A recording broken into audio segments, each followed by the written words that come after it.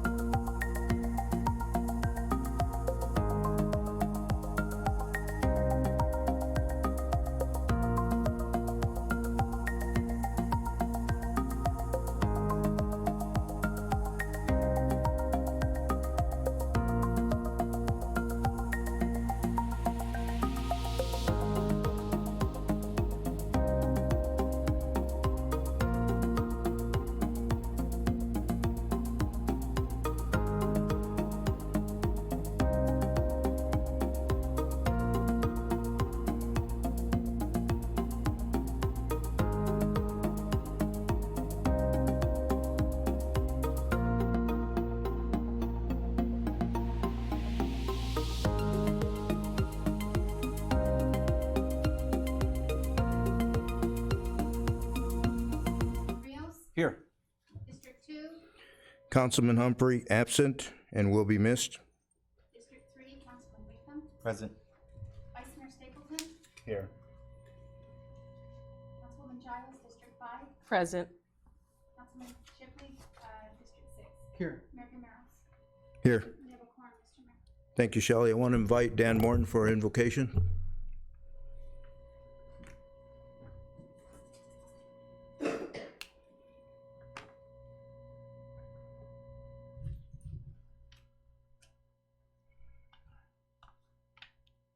C. Mike Humphrey, city councilman in his second term, passed away on August 8th.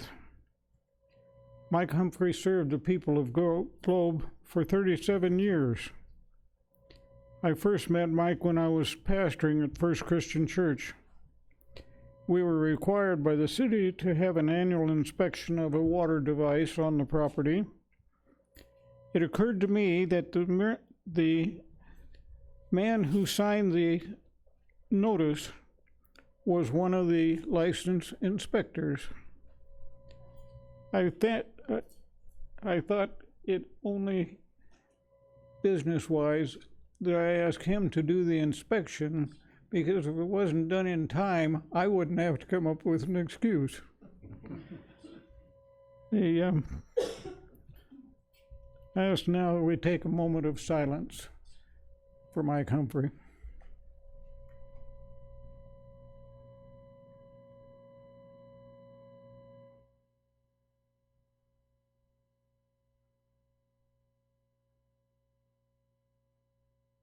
Almighty God, we ask your blessings on the family of Mike Humphrey and those who worked with him and whom he served. Guide the council and staff as they continue to serve the people of Globe. I say this in Jesus' name, amen. Amen. Freddie can lead us in the pledge. Yes, sir, Mayor. I pledge allegiance to the flag of the United States of America and to the republic for which it stands, one nation, under God, indivisible, with liberty and justice for all.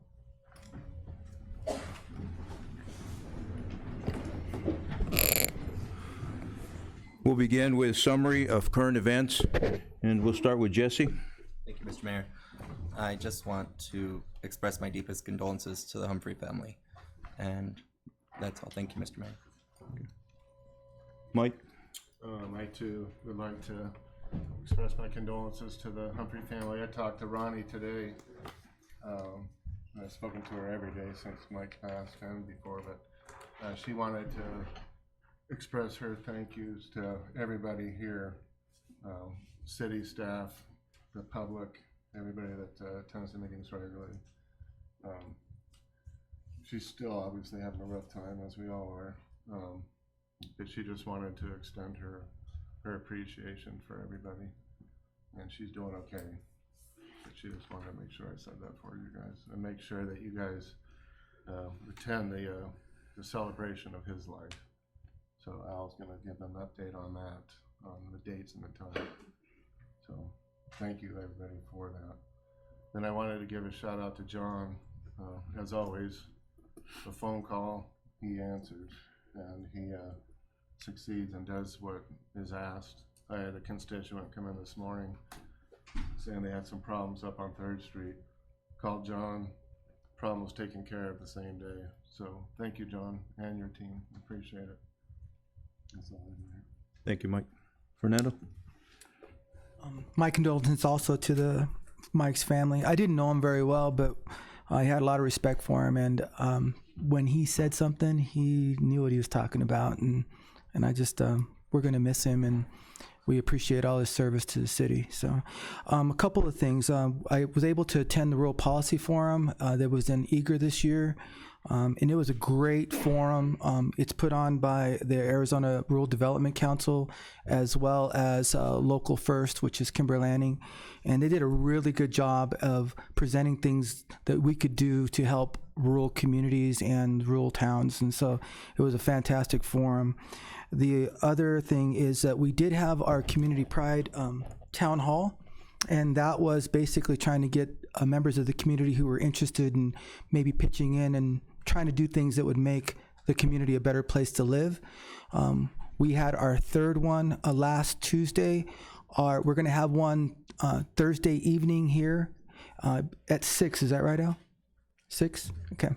And so the mayor is going to facilitate that one because I will be gone, but look forward to seeing you there if you'd like to be, if you're interested in participating. Thank you. Freddie? Thank you, Mayor. I also want to join in with my colleagues here and give my deepest sympathy for our loss of Mike Humphrey. You know, I had the opportunity to know Mike for many years. We both shared the same common interests in our careers.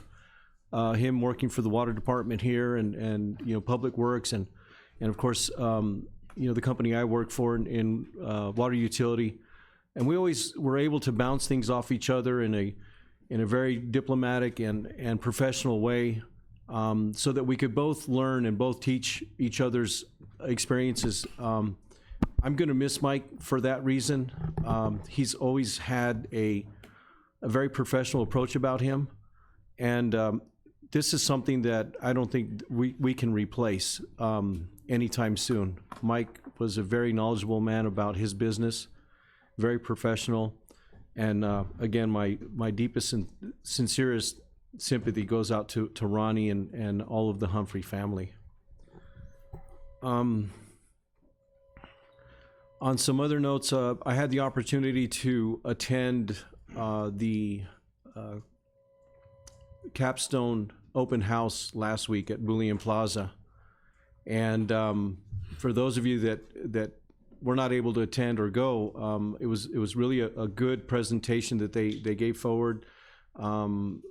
There are things that in the mining industry, you know, as a young man out of high school, I mined in San Manuel underground for a couple of years, and those are the last memories I have of mining. But talking to the staff and looking at their presentations, where mining has gone now is just unbelievable. They're using drones now to be able to navigate the mine and to survey depths and the land structures and put together a topography, which in the past was done by, you know, boots on the ground and hiking and walking and, you know, however you can get to places. I'm sure in the old days it was by mule, but I was even told that some of the buckets now, the new things that are coming out, the loaders, I don't know if they have them now, but this is what's coming down the road is they have loaders that have X-ray type mechanisms that can actually determine the concentration level of ore in that, the concentrations of copper and things like that. So they, just by shoveling, they know what they're actually getting before it even hits the milling process and that. So it's just really, it was really a good thing to go to. And if you ever have an opportunity to see something like that, I suggest you do. It's interesting when it comes to mining. I mean, we all live mining here, right? This is the corridor. I also attended the meeting that Fernando talked about, the community gathering. There was some really energetic citizens that really want to put forth a good effort to help move this city forward in many ways.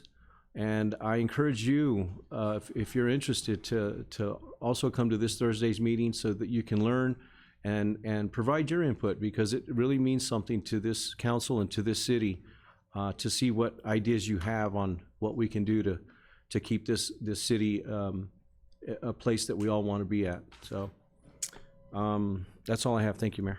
Thank you, Freddie. Shirley? There's nothing more I can say about Mike Humphrey except that dude was one of a kind, for sure. He was one of a kind.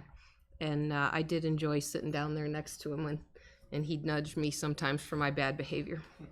So yeah, I enjoyed him. I'd like to thank Richard Rosales over at APS. APS put on a really good seminar for the public over at the train depot a few weeks ago. It was an all-day thing. It was to try to help people make sure they were signed up for the right program, so they, were paying the least amount they had to pay. But what I took out of that was this really cool solar program that they are putting out. And if you go on APS's website or just contact anybody at APS, they can tell you about it. They will give you $30 a month credit on your electric bill if you let them put the solar panels on your roof. And they pay for everything. It does not cost the consumer anything. In fact, they give you a $30 credit each month. What I thought was really interesting was the only criteria is that your house is sturdy enough to support the solar panels, and you had to have a south or a west facing roof line that was unobstructed by trees, what have you. Well, there's a lot of us here in this community that could sign up for that. So look into that if you're interested. I also would like to thank the Downtown Association and the Concert Association. There's 2 more concerts for this year, and that really brings a lot to our community to have these concerts free of charge. They're really high quality bands, and I think the United Fund too is part of that, yes. So we'd like to thank all those folks. I'd like to thank our fleet department because it's come to my attention that we're doing a lot more in-house than we used to do. I didn't realize that. I think that's great. Brandon he's our fleet supervisors over there in the audience. The more we're doing, the guys say, let's get our toolbox out. I like that. Let's get our toolbox out and not farm all this out and have it cost the city way more. Then let's go to the library's walk club. So it started again. Last night was the first one of the fall season, and there were so many people there, and dogs. There were people there and dogs. And it's free. It's great for our community. I see so many families there and young kids that they give these really nice, anybody that participates, even if you don't go to every one, because I never went to every one, but they give you these nice medals. It's a big deal for a kid, or for everybody in the family to get these medals. They have some really nice prizes. The Friends of the Library and the United Fund supports this. So this week's was a Fitbit. All you have to do is go walk for an hour, or however you're able. You don't even have to walk for the whole hour. Whatever you're able to do, and you get a ticket to go in a drawing, what have you. It's a really great family event. It's a really great community event. So that'll be a couple months, I believe, till October. Okay, so it just started last night. It's Mondays, Tuesdays, and Thursdays, starting at 7 at the library. So check in and see what you can win. And then I got an email, probably all of us did, but I think what's important for the public is to know that the 1st of September, which is really right around the corner for us, that Pinto Creek Bridge, that project's going to start. And that's going to entail some closing down of 60. So there's a website that we'll put on our cities. If it's not already, we can get that on the city's website, yes. The website address, it's az.dot, but for Arizona Department of Transportation, but abbreviated, az.gov Pinto Creek Bridge. So what's important to look at this is if you're a traveler that goes down to the valley, there'll be a link on the upper right hand side that you can click, and you can sign up for all the traffic alerts. So they'll tell you when the road's going to be closed, they'll tell you when the blasting is going to be done. Right now, tentatively, starting the first week of September, the blasting is going to start, and on Tuesdays and Thursdays from 9 a.m. to 1 p.m., 60 will be closed. So you want to plan your activities around that. And then at the end of the project, which will be late of 2020, 60 will be actually closed for a whole week. No ingress egress. So you're gonna have to go all the way down through Winkleman. So we need to keep aware of this, and the city will put it on our website so our travelers know that. And then lastly, I'd just like to mention, this really isn't a city council thing, but it's our community thing. Tristan Burns, his memorial service is this Saturday at 10 at High Desert. So anybody that can come. And that's all. Thank you, Shirley. My condolences also to the Humphrey family, to his wife Ronnie and his family, his daughters, to his brother Tim, and to his mother Georgia. 37 years is a long time to serve with the city. He started in 1973 and retired in 2010. That's a long time to serve for our city. And then he served from council for 2012 till the present. And Freddie said it right. He's going to be hard to replace on this council. He had a lot of expertise and he had a lot of knowledge of this city, so it's going to be difficult to replace him.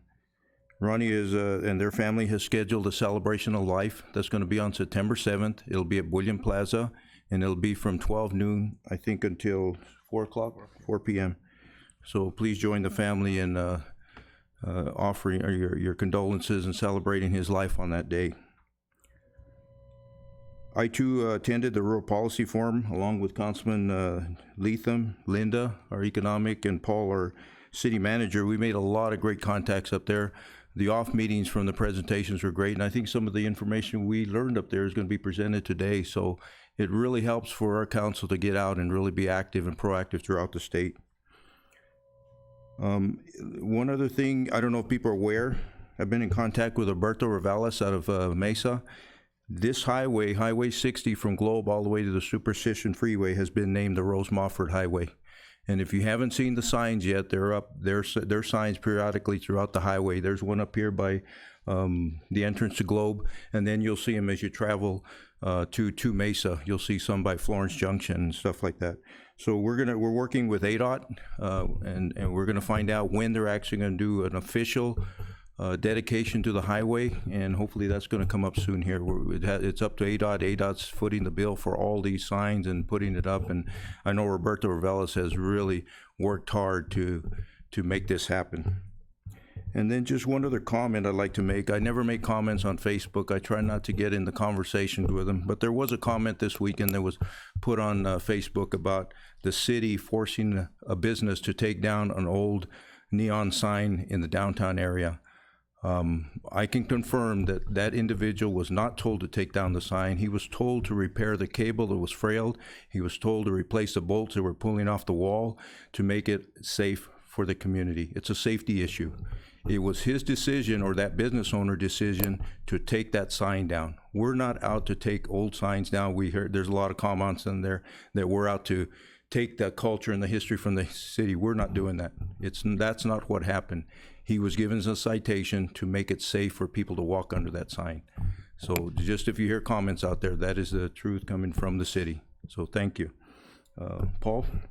Mr. Mayor, members of council, I only knew Councilman Humphrey as a council member, but what I know is he was a dedicated man. He was dedicated to his work, he was dedicated to his family, and he was truly dedicated his life to the city of Globe. And so we are going to miss him. I only, in a conversation about council communication, I said, if you have any questions, give me a call. We can meet or whatever. He's like, if I got a problem, I'll call you. And he didn't call me much, but when he did, I listened. And so he was always there for the city, and he will be missed. The Arts Commission is still looking for 2 to 4 additional members. The application, I think, is online, or you can get one here tonight. We're looking for people who want to help give advice and guidance to council, feedback to council on how we can enhance art in the city of Globe, bring art to the city and support the arts. So we do have on the agenda tonight, we'll be appointing, I think, 3 members possibly, if council wants to, but we have between 5 to 7 positions, so 2 to 4 more openings. So we'll probably come back and do more appointments after tonight. The only other thing, I did meet with, I can't remember his last name, Chuck is his first name, the owner of the Tonto Hotel. I talked to him about the sign. When he got up there, he found out the bottom was rusted out, and when they were trying to work on that, he had no choice but to take it down because of the condition of the sign. He's going to have it looked at. He's also looking at doing a retro sign. He found some pictures of the old sign from back in the 40s that he may have that recreated too. And I said, when you get to that part, let us know, because we're interested in seeing that put back up. But we did meet with him for over an hour, talked about some other issues, and he's done a really good job of painting it up and getting the glass back in the front, getting the storefront windows open. So we're real excited about that building looking so much better now. So that's just the update to council. I hadn't had a chance to get that to you. It just happened this afternoon. And I think that's all I have for you. Thank you, Mr. Mayor, Council. Thank you, Paul. Next item is community call to the public. This is a time when any citizen desiring to speak on a matter that is not scheduled on this agenda may do at this time. Comments are limited to 3 minutes, and you'll have to fill out a speak card that's located at the back of the building here. This is also a time that you can also fill a speak card if you want to speak on an agenda that is on the an item that is on the agenda. Then we can respond to you. Call the public, we can't respond to you, but if it's an agenda item, we can talk about it to you. So I have no community call. I do have some agenda cards, but nothing besides those, unless anybody is willing to make a statement on community call. You can fill those cards out. And Mr. Mayor and members of council, to the public, if you'd like to speak now, call the public, we can backtrack and get your name and address, get the paperwork filled out after you speak. So if you... We have one here, Okay. Right. this gentleman. Yeah. Oh, him? No, I got his. He's going to speak on.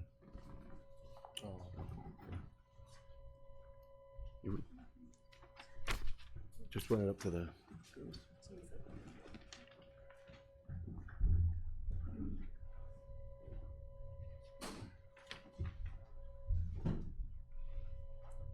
Okay, that's an item. Item, yeah, it's an item. Okay. So we'll move on to special presentations. So first, we're going to have introduction of new public work employees to council. Jerry Barnes.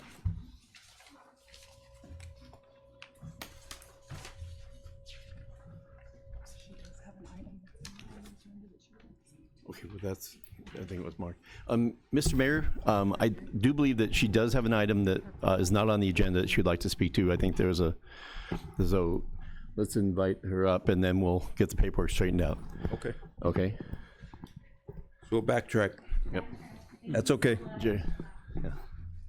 I'm new to this process, so thank you all so much. And I wanted to thank you, Mayor and Council, for inviting me here, actually. The last time I heard from Kathy Cañas was about a month ago. She reached out to me to wish me a happy birthday. My name is Regina Ortega, and I've known Kathy Sanchez Cañas for over 45 years. We danced chapanecas together at Oscar Hill in kindergarten. We were on the same softball team, Chewy and Manny Texaco Tigers, and we were cheerleader tryout partners in high school, in Globe High School. We pretty much hung out with the same people, enjoyed the same things, and we just liked hanging out together. Kathy was one of the first persons to hold my hand when my father passed away, like literally be there and hold my hand. And she was also the shoulder to lean on when my mom passed away. She's really always played an important role in my life. She graduated from Globe High School, attended ASU, and she's an educator by trade, a career educator right here in the Globe Miami area. A little less than a month ago, Kathy's life got cut short by a surprise summer flood. And in a flash, she's gone. And I no longer have her in my life, and we no longer have her in our life. And there's a big hole, a loss. I'm here tonight to appeal to you, the council, City Council of Globe, to seek support for a campaign for more thoughtful warning signs along Pinal Creek within the City of Globe limits. What do I mean more thoughtful? We're asking that the signs have more of a call to action than just do not enter when flooded. Think of something like this. This sign was designed by the Taylor County Public Works Division. It reads, "Turn around, don't drown," in loving memory of Kathy Cañas. This sign is going to be installed this week in 2 strategic entry points along Pinal Creek that the county is in charge of. And I have a map here that shows it. Can't really see it from there, but the plan is for it to be, the 2 signs to be installed this week. This type of action messaging is critical in helping to avoid senseless deaths like Kathy's from happening in the future. They will serve as a reminder to all in our community to think twice before driving along the creek bed during rainy seasons. This type of sign is what we would like to see posted in the city limits of Globe. So on behalf of the family, we're just asking for your help, and we'd like you to join our efforts to promote this campaign, be it with signs, or we've also started a public service campaign. And just this morning, we were at Miami High School recording public service announcements with some of her students, as well as her faculty members and good friends, her family. We're recording public service announcements to prevent this type of just flash flood awareness campaign. And we are going to be recording them in English, Spanish, and in Apache. We don't want what happened to Kathy to happen again, not in Globe and not in Miami and not to anyone anywhere. So we really just feel like even if we save one person's life by being more conscientious. I grew up in Globe. I played in the creeks and not thought anything of it, but we do need to be more conscientious. And just a couple more things. I did want to say thank you to some folks who've allowed me to get to this point on behalf of the family. Chris and Michelle Yurkovich were very instrumental. Chris is a small business owner. Chris and Michelle are small business owners, and Michelle works for the city, as well as Sean Bywater. He's a local radio station owner. He's putting in time and talents to record the public service announcements and distribute them locally and also statewide. Additionally, and it's interesting with Mr. Humphreys, he was the first person I contacted regarding this campaign. And I checked my emails from the time that I contacted him via email to the time that I actually sat down with Mr. Sanders, and Mr. Sanders helped draft this sign up. It was about 7 days. And they were very efficient, and I asked them for help, and they said, we can help, we want to help, we can help, and we're just doing our job. So I appreciated that because they did it very well. And I think just mirroring what you all said about him, he's just a very follow-through person. And his office and his department they're very instrumental in getting our campaign kick-started. I guess additionally, I just would like to thank all of you for, like I said, last week we met and you invited me to come here. Also, of course, Mr. Jepson, yes, thank you, sorry, and Linda Adoneto, and just all of those folks that have been encouraging and allowed us to just bring more awareness to this campaign. Okay, thank you. Thank you very much. Sure. Mr. Mayor, members of council. Look into this. Yes, Mr. Mayor, members of council, this issue is on the agenda for today. So we'll have a presentation about 3, and we may ask her back up. So. Thank you very much. We'll go back to presentation. Jerry? Mr. Mayor, members of council.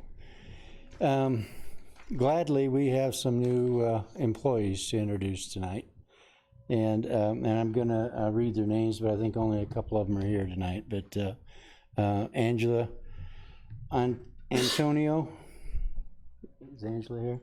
Bruce Arnie, Let me put glasses on here, Lil. So Will Crenshaw and Chris May, you're, come on up. And Stephen Teas and Tate Thompson. These people are all within our Public Works Department. You know, you guys pick on me, so I had to get big guys. I know. No kidding. So yeah, so not too many people mess with me with these guys around. So thank you guys for signing on, and we appreciate it. Picture taken for the paper. Jerry, jump over there with him. Oh, Yep, get in there. so. You make me look small.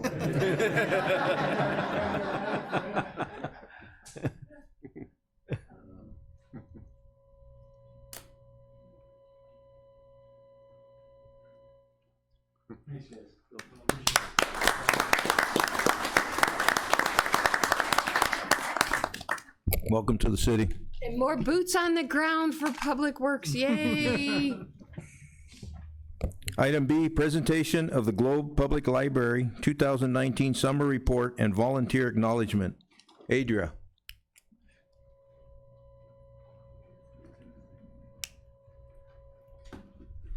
Let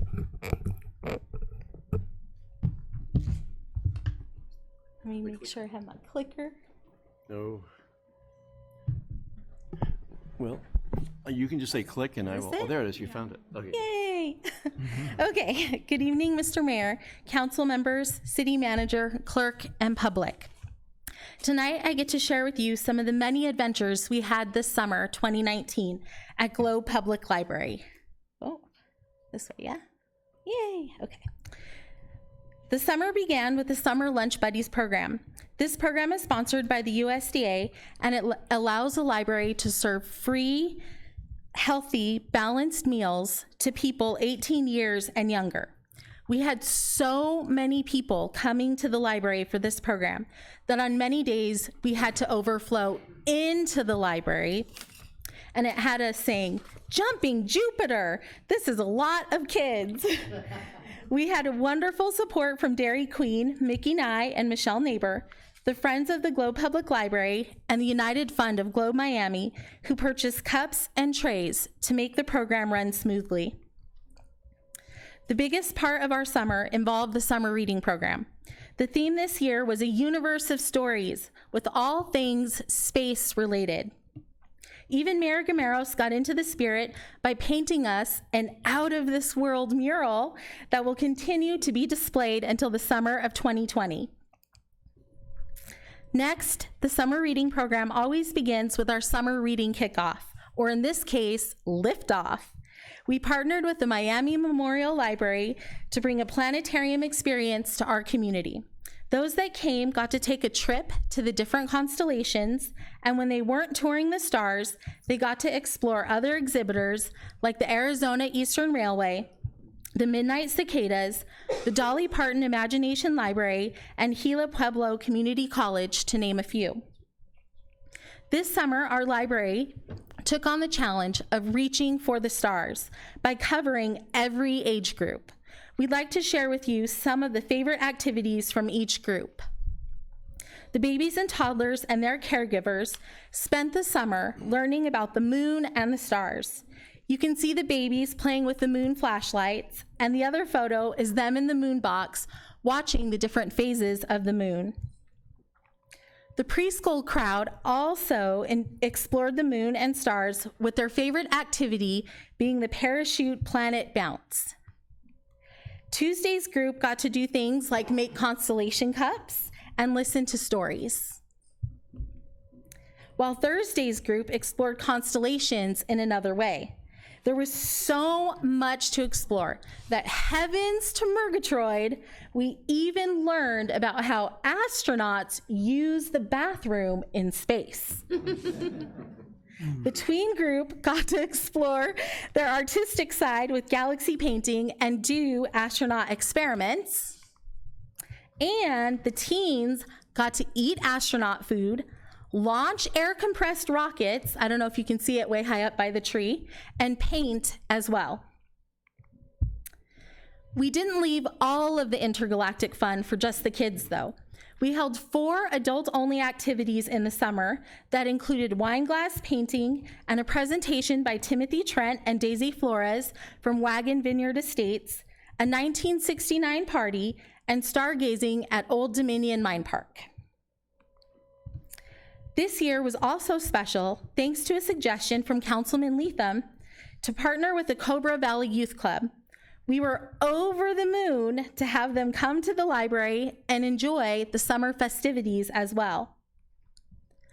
In the midst of all this, we also got to celebrate local author Thea Wilshire and host her first book signing for her book entitled Unwitting Accomplice. To end the summer reading program, we held a Scholastic Book Fair at the library, which had been done in the past, but was re-suggested by Linda Audinetto. The children who met certain reading goals were awarded gift certificates to the book fair, and they were starry-eyed about picking out new books. They were just so excited. It doesn't take a rocket scientist to know that with all of these programs, that led to a tremendous amount of reading.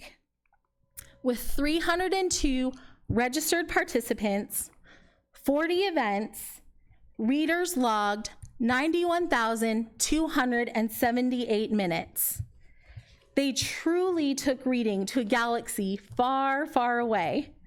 And to help those who couldn't make our summer programs, we continued our partnership with Meals on Wheels to deliver books to homebound people so that they could keep reading too. This summer flew by at warp speed, and it truly was a team effort. We'd like to thank the City of Globe and Gila County for participating in the Summer Youth Workers Program and giving us Denise Camacho, Benjamin Haro, and Tori Rivas, who were anything but space cadets. If they are here, I would ask them to please stand up. I think just Tori is here. Yay!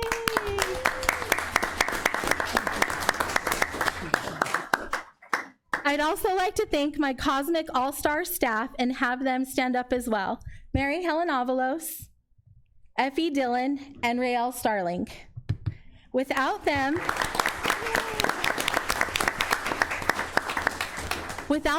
all of these programs would not be possible. The Globe Public Library is thankful for the many agencies and people that also go above and beyond to support the library. If you are a part of any of the following agencies, I would ask that you please stand and be acknowledged now. The United Fund of Globe Miami, Friends of the Globe Public Library. Don't be shy, I know some of you all are. Stand up. Hollis Cinema 4, the Midnight Cicadas, Miami Memorial Library, Dolly Parton Imagination Library, Alyssa Griffin, Raleigh and the Miami Unified School District, Old Dominion Mine Park, Arizona Eastern Railway, Cobra Valley Youth Club, Councilman Leatham, Meals on Wheels, Globe Active Adult Center, Dairy Queen, Family Dollar, Mesa Public Schools, Rita Yannick, Wagon Vineyard and Estate, Gila Pueblo Community College, Ron Carnahan and Letha Griffin, City of Globe, Mayor Gameros, the City of the Globe Public Library, the City of Globe Library Committee. I knew I was going to mess that up. And Gila County Government.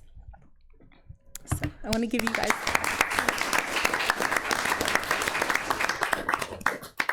Last but not least, and I really mean this, last but not least are the incredible volunteers that made all the systems go by spending their summer making a difference.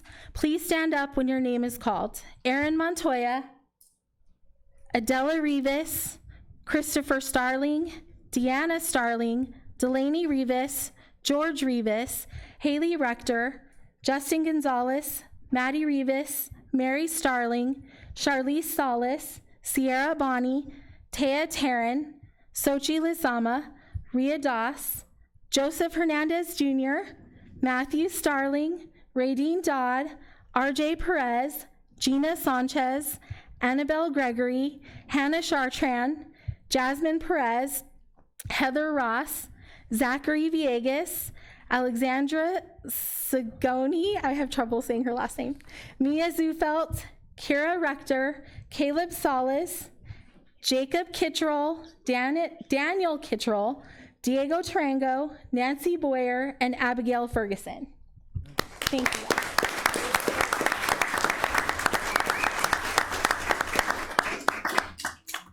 Summer fun and learning will continue to infinity and beyond in 2020 as we imagine your story. That's the theme for 2020 with fandom, fantasy, fairy tales, and mythology. So thank you. Does anyone have any questions? Ready? Yes, sir. No questions, but I have some comments. You know, I'm just so amazed with your energy. Every time you put together a program that's just when I hear it, it's just like, oh my God, that's so tiring. But you're a tireless worker, and I truly appreciate that. This city is very fortunate to have somebody like you in this position. You know, I was just doing some quick math, and you know, all those minutes of those reading minutes. If I punch my calculator in right, that's, you know, right around 1,500 hours of reading. So that's you know, that's really, it's pretty cool. Okay. And the last thing is I really appreciate how you've expanded the city's library to reach out to all ages. You know, not just kids, but adults, and getting the entire community involved. That really is remarkable, and I appreciate that. We're very fortunate to have you, and I look forward to future presentations. Thank you.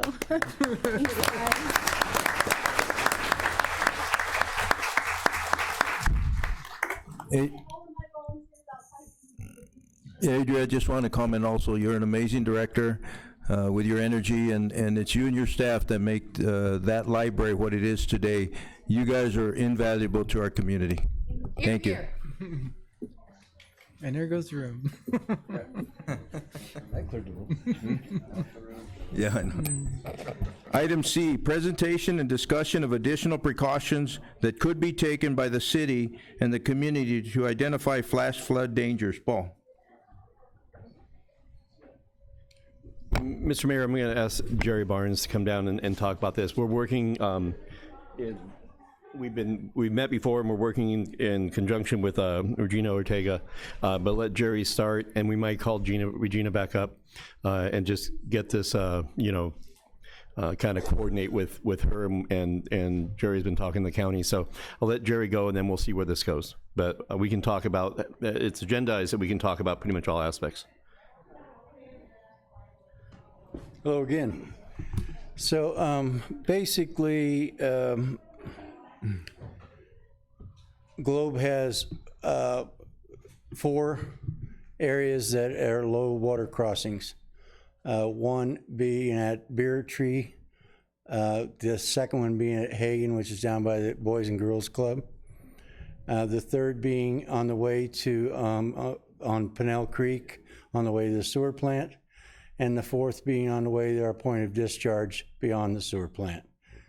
There are 2 within the county of these 4. We only have 2 low water crossings in the city. And the one at Beer Tree, we share responsibility because it is the borderline. And the one beyond the sewer plant on Pinnell Creek, which is number 3 there, I believe, is in the county, but because we have an easement down that road for our point of discharge, we share responsibilities on that as well. Currently, this is the signage that is up on these crossings, except for the furthest one on upper Pinnell Creek. There is no signage on that because traffic into both sides is signed previously. So let's see, currently we have 6 signs up. Is that right, John?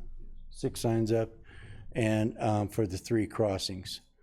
So we call the Gila County, as Regina said earlier, this is the 2 signs that they are putting up around CMEX on some areas up there.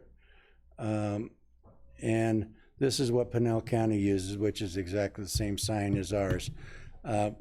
This is, according to the MUTCD, was what governs our area of signage. If we put additional signs up, which we could, we would need to put those on separate poles and separate locations because our regulations show that we need this sign with no additional distractions up in the area. So, you know, I'm willing to take direction.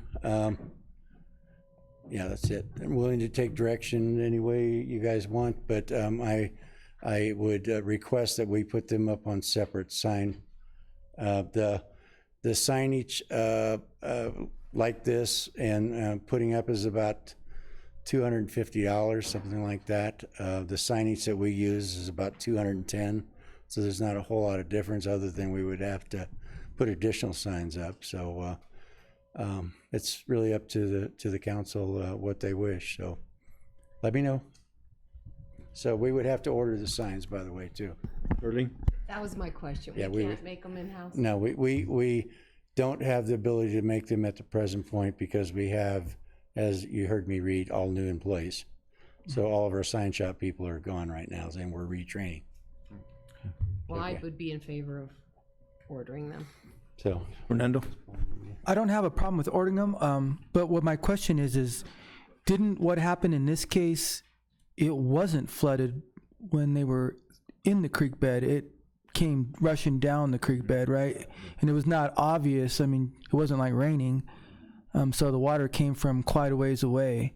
So do we need to do more like public service type stuff versus, I mean, I don't mind having this is fine, but what I'm thinking is that's not going to address the issue, is it? So I believe that that public awareness is by far the best thing that we can do at this point. The signs do help. There are people that travel some of these roads that don't know the areas. And so we need these signs up to prevent anything bad from happening there. But public awareness is definitely where the city could help out in making the public aware. So, Mr. Mayor? Yeah. I'd like to invite Regina back up too for comments. I can wait. You want? That's a great question. Yes, it was fairly dry where Kathy was. And so you think, oh, non-suspecting. We're going to go scoping, hunting, hanging out with friends. But there was a storm earlier in the day, and that's how flash floods are. It may be a storm that happened, it can be 4 to 6 hours prior to it actually flooding in downstream. And this is really exactly what our public service announcements that we recorded this morning address. Okay. Additionally, I mean, flooding and deaths through drowning and water incidents is like the second leading cause of deaths, weather-related, in Arizona outside of heat. So it's definitely a topic that we need to address and address correctly. Yes, we lost a loved one and someone who is very valuable to our community, and it's a nice memorial to her. But moreover, to save one person's life from that happening again would, that's priceless. Right. So. Thank you. Reddy, you had a question? Yeah, I just would like to make a comment. It sounds like Gila County has joined in your campaign, and I would ask and like to see that maybe the City of Globe participate as well. I don't know that this can be fixed all in one meeting or one day, but I think with communication and dialogue and putting the people that can have those resources, put them all together and come up with a good, solid plan for this community. So. Absolutely. And I did want to mention, I would like to record Mayor or anybody else who's interested in recording a public service announcement, and that would just add to the case. I have a couple of questions or comments. The size of that sign that you have in your hand right there that's up on the screen right now, how big is the sign that the county? 36 inches by 18 inches, so about 3 feet by 1.5. Okay. Just a comment, I am familiar with the area where Kathy was swept down. My grandson and I drive that all the time in our ATVs, and it would be right where that road where you go up the creek area. You think it's a road, and it isn't. It's actually the creek bed. So a sign there, if it just bring awareness that you're entering into a possible area that could have a flash flood, that would be important. because they are dry and it could be raining in the Pinellas. And Absolutely. dry down here and you wouldn't even know it. But just something as you drive by there, that people drive by, that would see this, it's attractive, you could see it. The crossings that we have in the city, Jerry, I'd like to recommend, and I'll show you some pictures. I took some pictures of some areas that when we went to Cottonwood and Camp Verde, and they have crossings like Beer Cross and them like that also. They have these signs, but we don't pay attention. What they had in the creek area was more of a vertical sign that had different levels that indicated if it's this high, it's okay to cross. If it's this high, it's this high. And they were colorful, and you saw those. Really, we get numb to seeing signs that are there, don't cross. But I think if it's right in the creek area, like they had in Camp Verde, it might be more attractive where people see, oh, we shouldn't cross here at this time. So, Yes. just a suggestion. So most of our crossings are fairly abrupt, and where Camp Verde would have a long flat area that the water would rise up on. So those probably would make a little better sense there, but we could definitely do something like that here. Okay. The one thing I did fail to mention that we do have emergency alerts that come out from Gila County because they have preemptive rain gauges and so forth up in the mountains. So we do get those alerts. John and his crew will send people out, as the police department does, send people out to put barricades across our flood areas. So on the ones that we're responsible for, we're pretty good, but we'd be willing to improve any way we can. Okay. So, okay. I think just one more thing. When the sign says "Do not enter when flooded," that's already too late. So that's what our campaign needs to make a new awareness. Like you say, we're kind of numb to it. We grew up here. We jumped in the creek after softball games. It was just kind of part of what you did in this small town. So, when you do say "Do not cross when flooded," that's kind of way after the fact.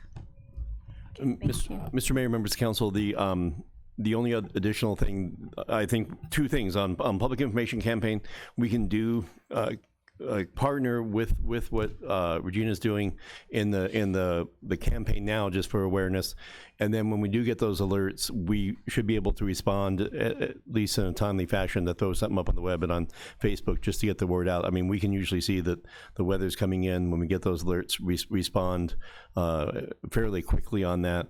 And then I wanted to call Chief Walters up he had a comment about this flooding, and I think it's like, is it flooded or is it flowing? I think sometimes the flowing is the most dangerous part, but this is something we're working through. But go ahead, Dan.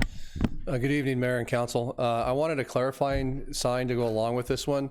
If you're not from the area, I mean, there are some people that would read that sign and say, well, there must be a swimming hole up the creek. I want it clarified that this is a flash flood area. In addition to the sign, so they get a clear message on what it is. I agree, if it's flooded, we shouldn't be going in it at all, but they need to be aware that it's a flash flood area, and then this would kind of highlight the point to the dangers of that. So if we could do a clarifying statement with this sign would be most beneficial. That's a good point. I wonder if you can add that verbiage in there, because you're right. If you don't know what it is, you indicated a flash flood area. Mr. Mayor, members of council, and so I think in this format, we have that, that room to do that. This is a flash flood area, turn around, don't drown. We really didn't talk about whether our signs, the City of Globe signs, would include the "In Loving Memory of Kathy." Is it council wishes to include that, or would we do more of just an informational sign? And I don't think we've talked about this part yet, but just what was council's consideration on that? Mike? I like the idea of both, like Chief said, have this sign in addition to this sign, maybe under or above it, flash flood area. I think that's an awesome idea in all the areas that enter the creek. Because this is awesome, but it doesn't tell you. Yeah. I mean, this is a flash flood zone. Yeah. So I think definitely both of those. So if I may, if we were going to do that, I would request that it be on separate signposts. Sorry, different one? Because it distracts from our legal sign that we're supposed to have up. So it would almost void the MUTCD standards, because it would be too much information. And but what we could absolutely set it back a ways and make sure people knew even ahead of time that going into this area. I think it should be Yeah. prior Yeah. to the creek. So it would, we've already got signs up. Wouldn't twice the signs be even better? Yeah, so, I think the signs definitely need Jesse? to have, I think the signs Excuse definitely me. need to have in loving memory of Kathy Cañas. Okay. I think it rehashes and lets people know that there was a loved one lost because of the flash flood. Okay, and so council's intention is to include the in loving memory. I just want to, Yes. okay, I just wanted to clarify that. Fine with that. And I guess it's only, we should ask the family if that's what they want also, because this is a campaign for areas to locate, but again, or to know, to understand, but do we just concentrate in the areas where she was lost, or is this a campaign they want throughout the community and leave a legacy in that would be, the question we would. Johnny B, would you like to address that? You want me to answer it? If you feel comfortable? It's up to you. I'm Lee Sanchez, Kathy's mother, and so grateful for Regina to bring this up so that we can at least get something from Kathy's loss. And whatever is feasible that works for the council and the town, and Regina's more or less our spokesperson because she's the one that's speaking on our behalf. But we appreciate anything that you guys can do. Yeah, and quite frankly, it's throughout the city and the community. So that's Globe Miami, that's Gila County. So we're not singular here at all, absolutely. And in addition, in regards to cost of signs, not that we've created a fund. We've collected over $3,500 for Kathy. We're going to be providing scholarships at Miami High School for a school to work program. And we would be willing to, if it would cost any extra for some sign to have Kathy's name included, we'd be willing to contribute to that in some way, just to make sure that, yes, it does. We do need to, I feel we do need to remind folks of Kathy, in particular, her loss. And we do need to say flash floods and make it more alarming. That's really, and this campaign is really it's a nationwide campaign. And it is something that, it definitely stands alone well on its own, but if we ended up doing something a little bit more unique for the city, great. And I appreciate the support. So, is there anything else? Thank you. Good, you. Well, Gina, it appears that you have the support of the council. I guess you'll have to we'll work with closely with Jerry and with Paul to get this, whatever we have to resolve. I think she'll be. We've been in touch quite a bit. We have So, been, yeah, absolutely. but like I say, we own 2 of the crossings within the city limits. We'll work with the county on the other 2. So we share responsibility on those. So, council's directed. Jerry, is it feasible to have, I like the idea of flash flood up above this sign. Is it feasible to have that on the same post with a distance between, so it's 2 distinct signs and in a totally different color, like bright? So we can change out the signs we have if that's your preference, or we can add signs to them on a separate signpost. But as your city engineer, I'm suggesting we don't add signs to the post that, Existing. yeah. So, but like I say, twice the signage is better. So, and if you don't like the signs that we currently have up, there are other options, and that comply. And one of them does say flash floods. It says flash flood warning, I believe. Flash flood area, I believe is what it says. Okay. So, but then again, if you're asking my opinion, I like the idea of having more signs rather than switching Then those out. replacing, more signs, Yeah. I agree, more signs. So, so John has opinions since he's gonna put them up. Oh, yeah. Good evening, Mayor and Council. I just wanted to echo what Jerry was talking about, following, of course, the MUTCD standard.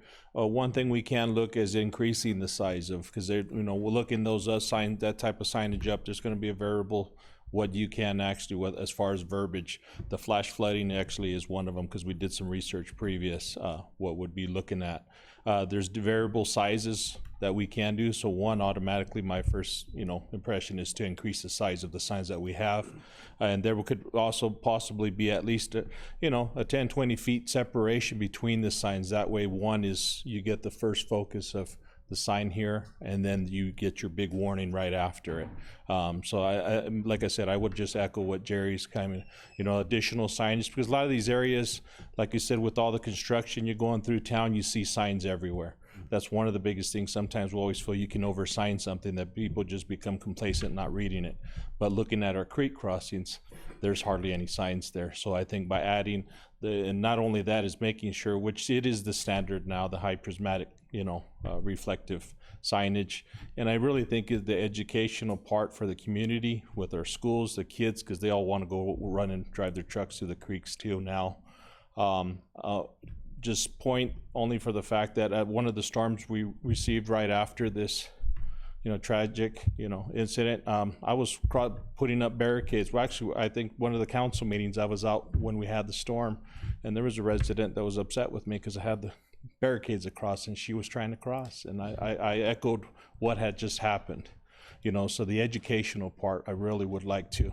And I'm thankful for them actually bringing that up and probably putting that out there to our public. It's going to be very key to this whole success of this. Thank you. Thank you, John. Mr. Mayor, that's, I think, concludes the presentation, unless there are any more questions from we have our marching orders, which are the signs with the language, flash flood area, turn around, don't drown, and in loving memory of Kathy. And go with probably 2 separate signposts, and partner in both the current public information campaign, and then see if we can have a set response when we get the text alerts from the county. And that's when John goes and puts the barricades up, when we get those text alerts. And at the same time, we can hit Facebook and the city website, and just be part of that information that everybody's hitting. I think Facebook is probably the quickest way. Yeah, we'll switch out to Gila County with our logo. And Jerry says we're going to switch out the Gila County with the city logo. Right. Yes. Okay. So we're just Okay, thank you. Item D, presentation updating council on the current status of solid waste collection and recycling in Globe, and seek possible direction by council. Paul. And I do have one request to speak card also that we can call on. Is that Ryan or? That is Dave Henkin. Okay, good. Yeah, no, and Ryan from Recyclops is going to hear. Yeah, no, I have a. Let me call him. Okay, we will invite him up. So we are going to start the presentation with a quick update on where RAD is at. We had the change in the recycling. We had problems with performance and with the complaints, and so I brought the water office up to share directly with council what they're experiencing now.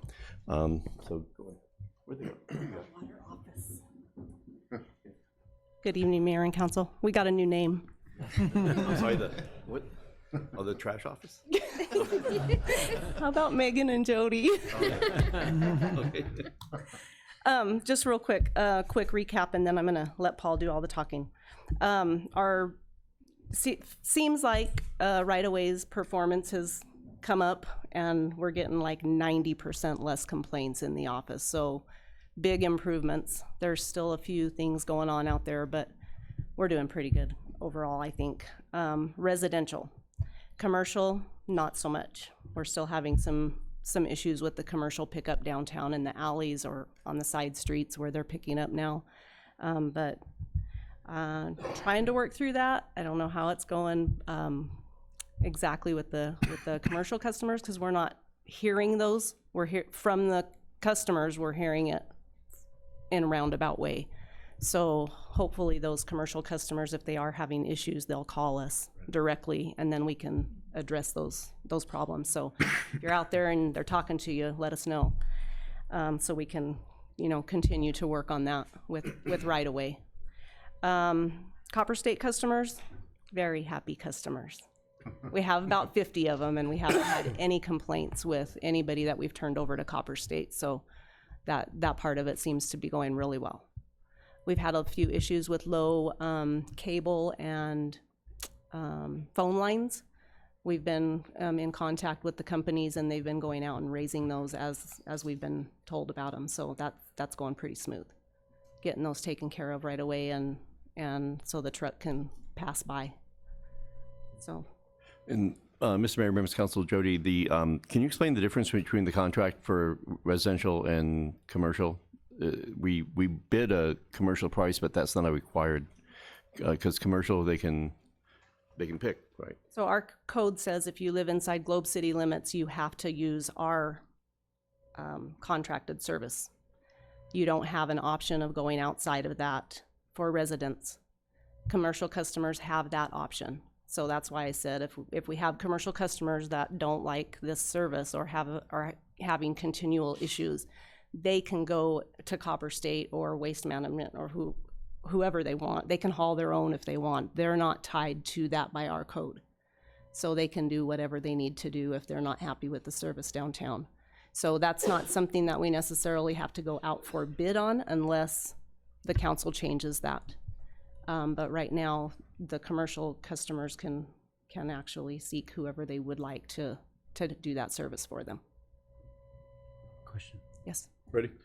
But when we sign a contract, we're still offering the service, correct? Yes.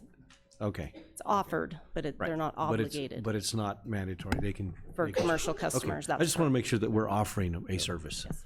But Mr. Mayor, Councilman Rios, but we did get a negotiated rate for the commercial, and so the negotiated rate is a rate that I think they put in there. I don't know if it's competitive or not always, but it is the rate is the rate. So, and but I just wanted to clarify the difference between the two. Our primary contract is residential. Okay. And I didn't know if Megan wanted to add anything. Not particularly. I would say that I am very happy with the complaints being way down.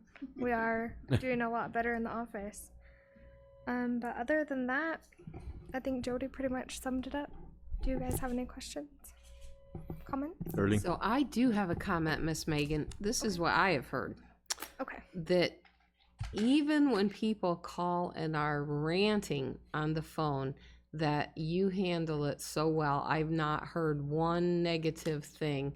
And there's been days I walked in and I thought, oh, that smile's not so much on her face. but the people on the line don't know that. So thank you very much. You're doing a very good job. Yes, you're very welcome. I try to keep a good relationship with Danielle down at RAD. Me and her probably get at each other's throats, whether we say it or not. But definitely I would say that we have a good communication line, and if anybody has any problems, to definitely call the office. We'll get it taken care of. And residents, Mr. Mayor, members of council, residents have the option to call us, and we will call them, and they can call them direct. And sometimes it's good that we do both, that we call and they call, and close that loop. But it does seem to have turned the corner at this point. So that's just good news there. I think they call us. But anyway, I had a customer call me, or a resident call me. I called Megan, and she took care of it right away. She was very pleasant and made contact with the resident, and thank you for that, for taking care of it right away. You're welcome, Mayor. Okay, your turn. So continuing in the presentation, I'm trying to keep this to 3 or 4 pages. So the going forward with RAD, we have 3 options for the future service. The contract expires in December of 2020. And I'm going to ask for direction at the end of this presentation on this. The option is to reestablish municipal sanitation collection services. It's expensive, but the startup costs are big. At the end of the presentation, I'd like to ask council if you would like to, we put some preliminary numbers together. I don't know if you would like to have staff invest some time in doing a heavier pull on this. If it's something that the council's still considering, we can do a more in-depth look as to the true cost of that and the pros and cons of that. The second option, we can go out to RFP for a competitive bid. If we're still unhappy with RAD or we want to make a change,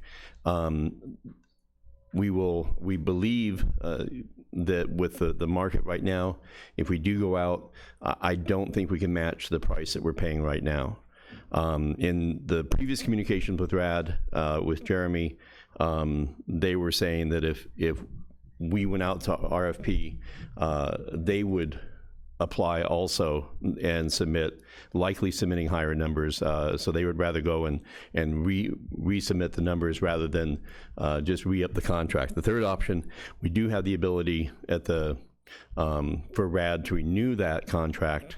We still have that 3% increase in there that we can do. And so that's something at the end of this presentation I'm going to talk to you about.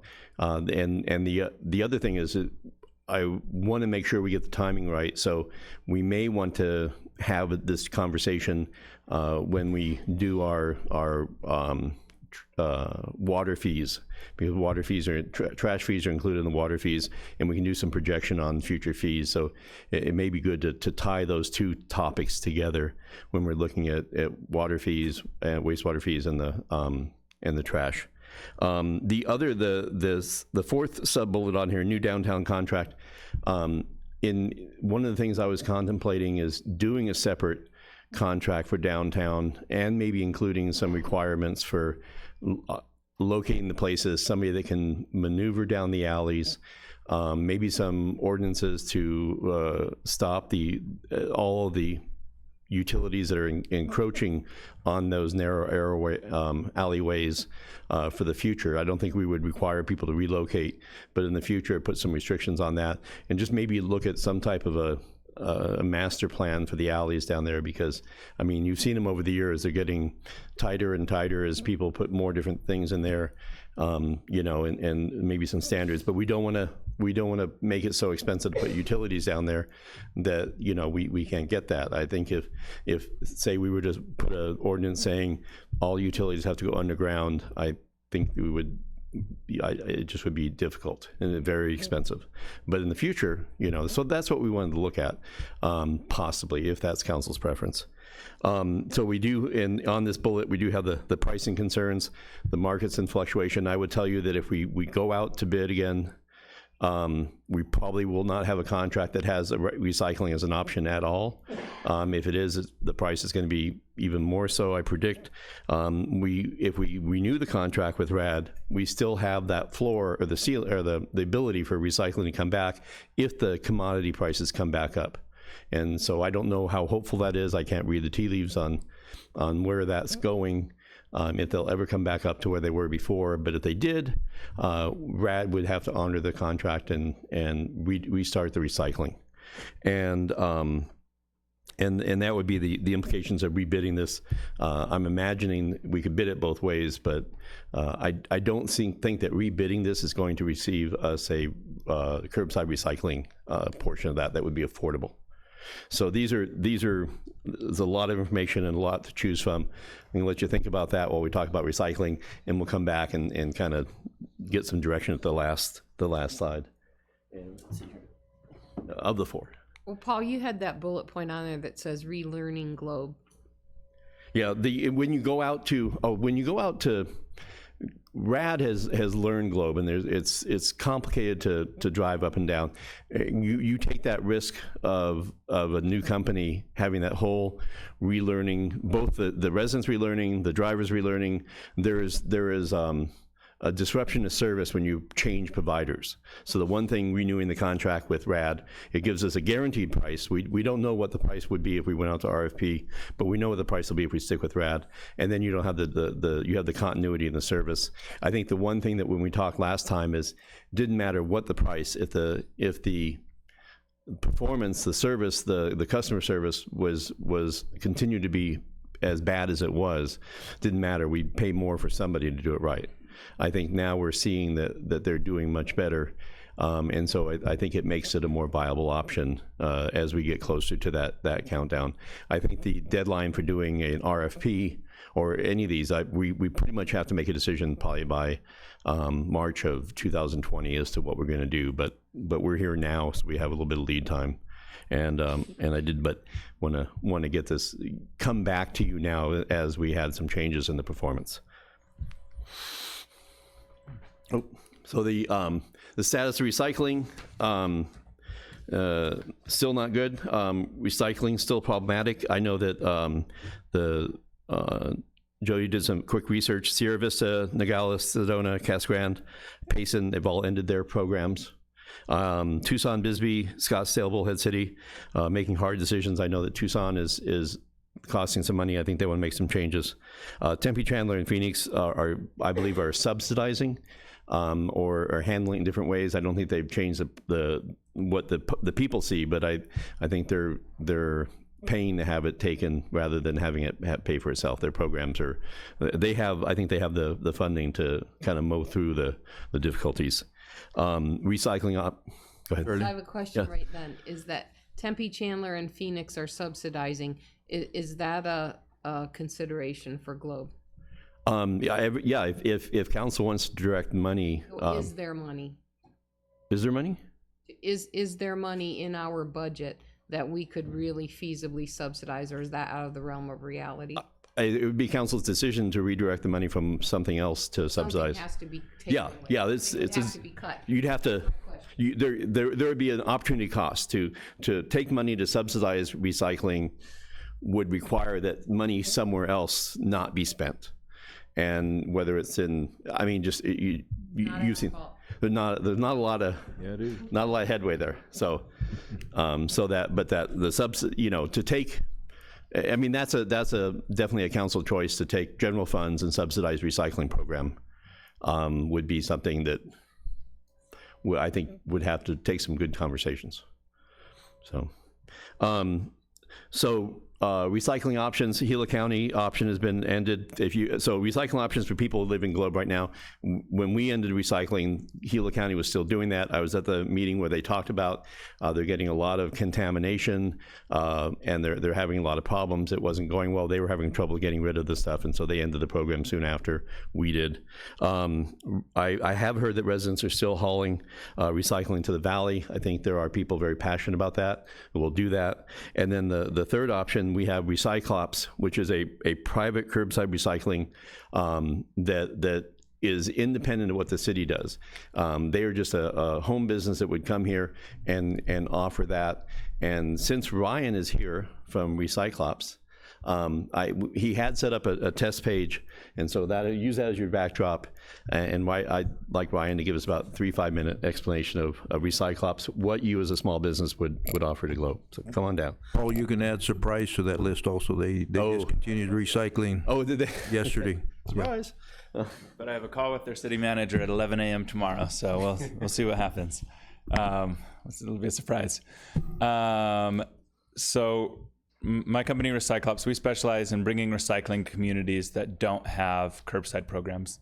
And we've been doing this since before there were challenges with China and the Chinese ban of recyclables.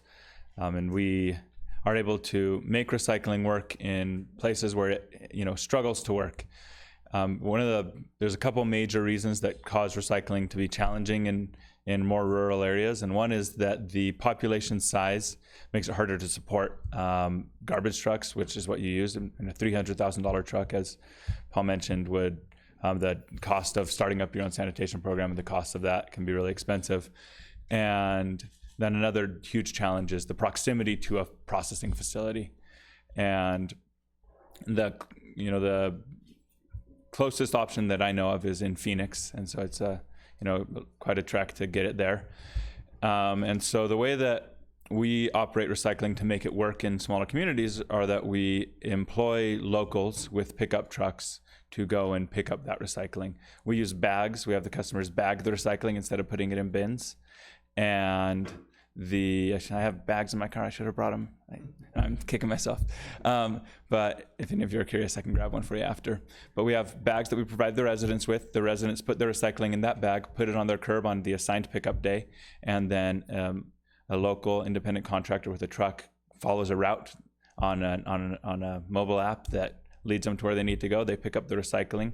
We aggregate it in a trailer and then haul that trailer to the valley to get it to a recycling facility.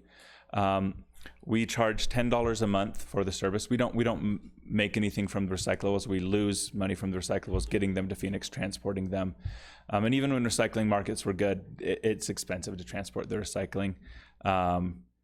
And so but it does enable us to offer the program. And so the way that we work is that we come into communities, and if there's demand and people want to recycle, then we're able to make that work. And so in order for us to successfully operate in Globe, we need 150 people or close thereto or households to sign up for recycling. That could include businesses, that could include just a general household.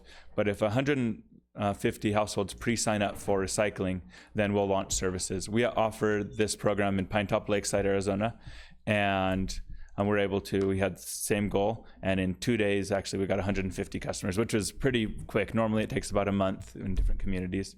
We offer these programs we've been in business for 5 years, so we're still a relatively young company, but we're offering these programs in multiple states in about 40 communities, and many of which have a harder time recycling than Globe does. But we would love to work here in Globe and work with citizens. And we don't have, because we all can operate independently, we don't have necessarily a ask for the city. But I know that this is a challenge that the city's facing, that residents care about. And we would love to work with the city in any way. We have some cities that they put out an RFP, and we typically are the only bidder, and we move in that direction. We have other cities that they say, hey, this is something that we want the public to be aware of, and they might put a note in the water bill. We have some cities that don't do anything, and we would like to just get the word out and get started here.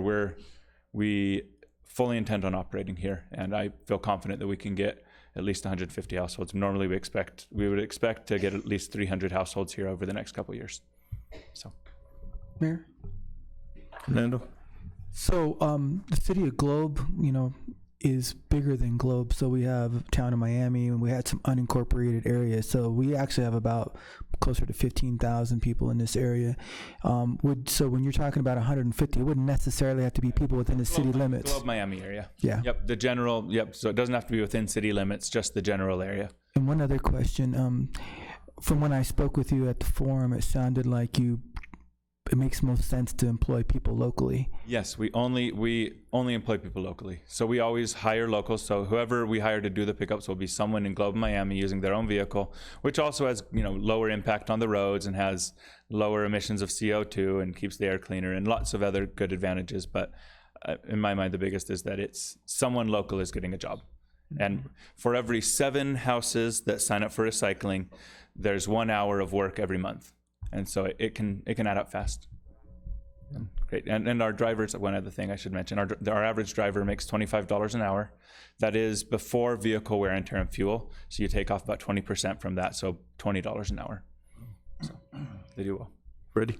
How many days a week do you provide service? We provide service twice a month. Twice a month? Yep, twice a month.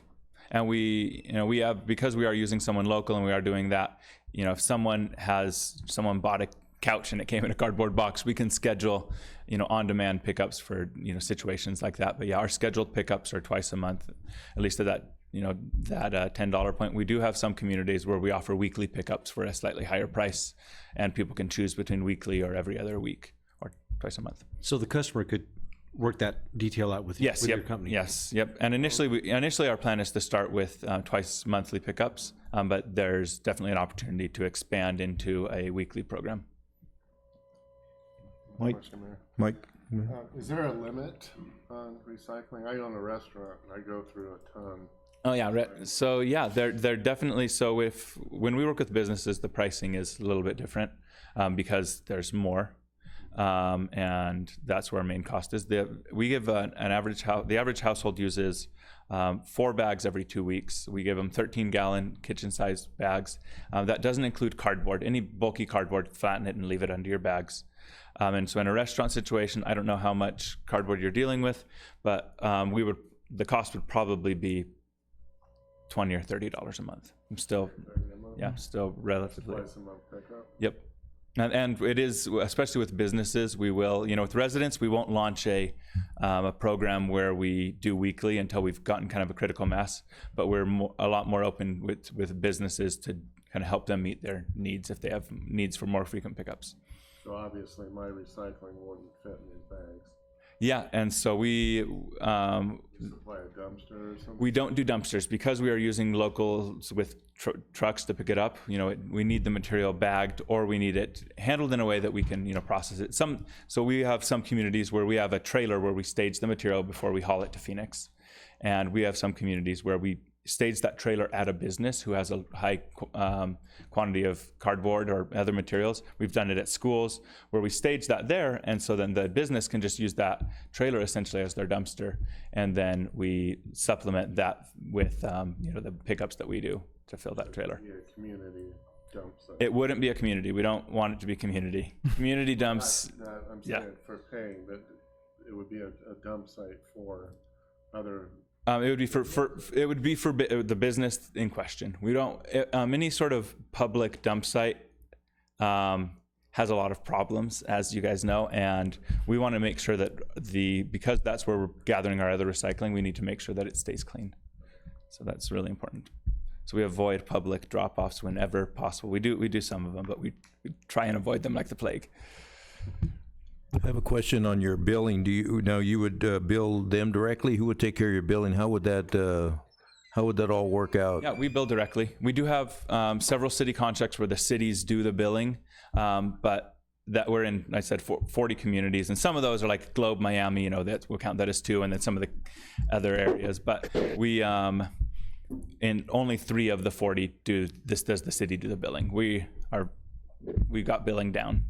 Mr. Mayor, members of council, Jody was very happy to hear that she would not be doing the. She was over here on the edge of her chair until she found out that she would not be doing the billing. Yeah, we're fine. We're fine with billing. And the customers you deal with then are passionate about recycling, so they understand really the restriction, how you should truly recycle instead of just throwing everything in there. That's exactly right. We see really low contamination rates, and there's several reasons. One is because we're dealing with a passionate group of people. These are the people who care most about recycling. 2 is we're handling the material by hand in these bags, and so it limits contaminants. I always hear stories about like a toilet that someone put in their bin. We can't get toilets in the bags. So some of the bigger contaminants are just naturally avoided. We see contamination rates of about 5%, whereas most communities are seeing 20 to 40% contamination. And so we keep that low, and we work on education and enforcement. We've never had to cancel someone's program because they were contaminating, because we were able to work with them and educate them and help them. I want to give Mr. Hankin, Dave Hankin, an opportunity to speak. He has a card, because I know he has a program and passionate about through the schools. You might be able to answer some questions for him also. Thank you, Mr. Mayor, members of the council, for allowing me to speak. I have to say, I'm a passionate recycler, so I am a person that believes in what Recyclops is looking to do. I'll also be honest, I'm not a RAD fan. I have had issues with them as recently as a couple weeks ago, when after 20 years, suddenly it was a problem that my overhead lines were in the way. They didn't even call me. I called them several times. Could they call me back? They never did. And then they said, we'll get somebody out there. Next thing you know, it was my fault. They said, we cited you twice for your lines. I'm like, you didn't even call me. So I'm sorry. And the stories that we know they're true, people have seen them mix the trash with the recycling. That's not cool. I'm sorry. And if you're passionate about it, that's not what we want to have. I like what I'm hearing from Recyclops. The difference is if it's something where you're passionate and you're paying for it, you're going to make sure that it's done right, because you don't want to lose it. So if we're paying the $10 a month, or whatever businesses will be paying, you're not going to mess up, because you know you could lose something you were fortunate to get back. So I do have a list 51 students that have signed up for our recycling club. I'm granted they're probably not all going to be involved all the time, but these are 6th grade students that are more than willing to help out, whether it be to collect them from the rooms, cans, bottles, plastics, paper, cardboard. We're going to do it all. We have a bin in the back of our building, back of our campus. I've spoken with our principal, Mr. Montgomery. He's behind it, very supportive in this, and the kids are really into it. I go around at lunchtime and I get stuff from them, and I get their plastics, and I get their bottles, and I get their cardboard things and their Lunchable things, and their plastic from the Lunchables, and they're really enthusiastic about it. And I think we need to keep that. They are the future. I mean, why are we recycling? Not for us necessarily. It's the planet, the water is going to be here over the air. It's for them. And that's, as a teacher, that's what it's about. We're doing this for the kids and the future and this planet. And I like what I'm hearing. I don't have a problem with the price. I'd like to see more and more people get behind it. And I appreciate the fact that Ryan and his company seem to be genuine and behind it. And it's not a huge profit thing. It's the right thing to do. And if they make some money at it, terrific. And I think we're all better off for it. And I'm going to do whatever I can to promote the recycling around the area. And I've got a bunch of people that said they would pay the $10 a month also. So, thank you. Any questions for Dave? Thank you, sir. Thank you. Just a question, Dave, before you leave. Ryan, would there be a different cost for like the school doing it like they're doing it besides a residence fee? How would that work with the schools if they got into a program like that? We were speaking about that before the meeting started, and we work with a lot of different schools, and typically what we do with schools is that we basically do a referral program. So any person who signs up and says that the school referred them, we give a $20 credit to the school. The school would be, probably a similar price to what I said a second ago, $20, $30, something in that range. And every student who signs up says the school referred them, the school gets a credit. We've actually never billed a school, but we service lots of schools because that tends to work really well. The pricing is in there to work with schools, and we would be open to talking about, helping educate and educate the community, and maybe providing a public service for the school if we had the opportunity to educate. And so, one other thing I should mention: that website is live, and you can actually even do it short, recyclops.com/globe, and it will do that. And anyone can pre-sign up. You put in your name, email, phone number, all that jazz. And you'll get an email that says share some information. So if I wanted to sign up, I could sign up today. You could sign up today, right now. Yeah. So. And they don't ask for any credit card information at this point? Yep, no credit card information or anything at this point. Although when we do launch the program, we require that people pay with a debit or credit card just so that it can be on file for recurring. And if somebody would like to pay with a check, or we actually accept Venmo as well. If people want to do that, they can do so, but they have to pay annually. And anyone who pays annually gets a month free. So yeah. Okay. Ryan, your program won't launch unless you get 150 people, though, right? That is correct. Okay. If you got darn close, we'd look at it. But I think that I don't foresee a challenge, given the population size, especially when you're looking at the Globe Miami area, not just Globe. That I think that it makes sense.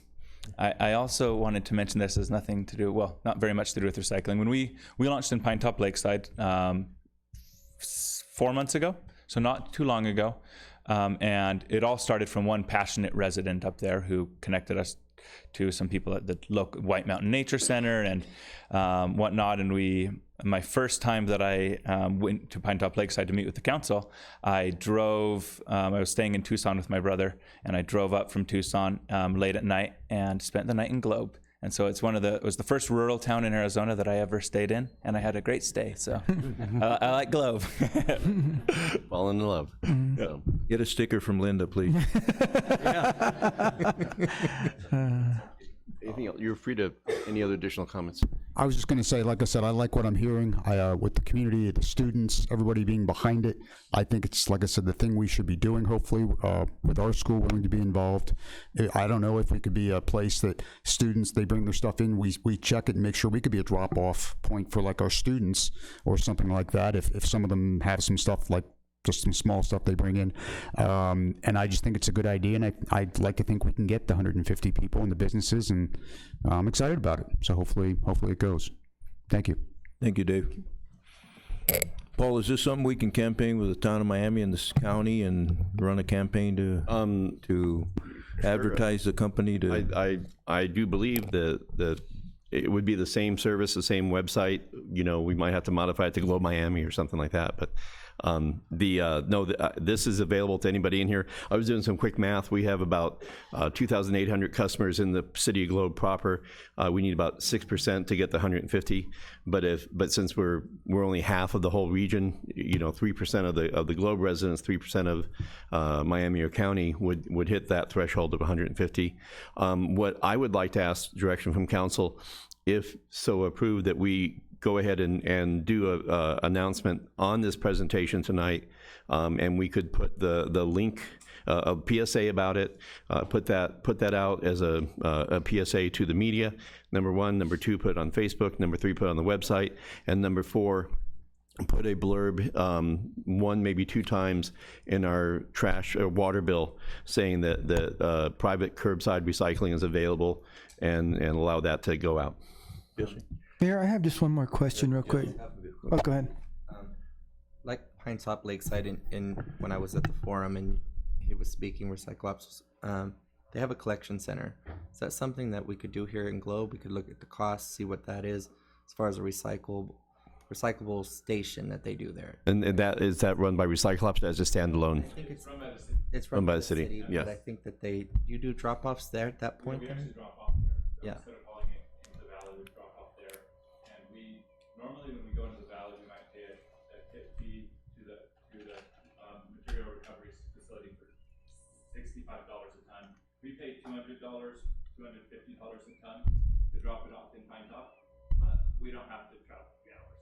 And so it works, and it enables us to contribute to Pine Top and to help their program succeed, which is important to us. Wow. So I don't. That's something definitely staff can look into. We'd have to figure out who we're gonna have buy this from us, and find land and things. I think at that presentation, I was at that presentation also. I think they said the setup cost about $200,000, $250,000 for the one that was presented there, just to put the thing together. But if that's council's wishes, we can come back with do some. Crunch some numbers on what that would take and possible locations. So, well, would that not have to be manned? You could not have just this wide open for any. I believe that you could have it wide open. Is it manned? Have to be manned. The county's not doing it because of the contamination. They charge $1 of that for recycling. They also have trash and green waste there that the public can go and they can use it for, to drop that, and it helps. One of the big problems they have is people are using the parks and dumpsters there, and it helps reduce that. But yeah, they charge for the recycling, and they have it manned, and it's going well. They need more material. I help consult them as when they approached me, this was already in the works, and then I help consult them on pricing and on getting the materials, outlets for the materials.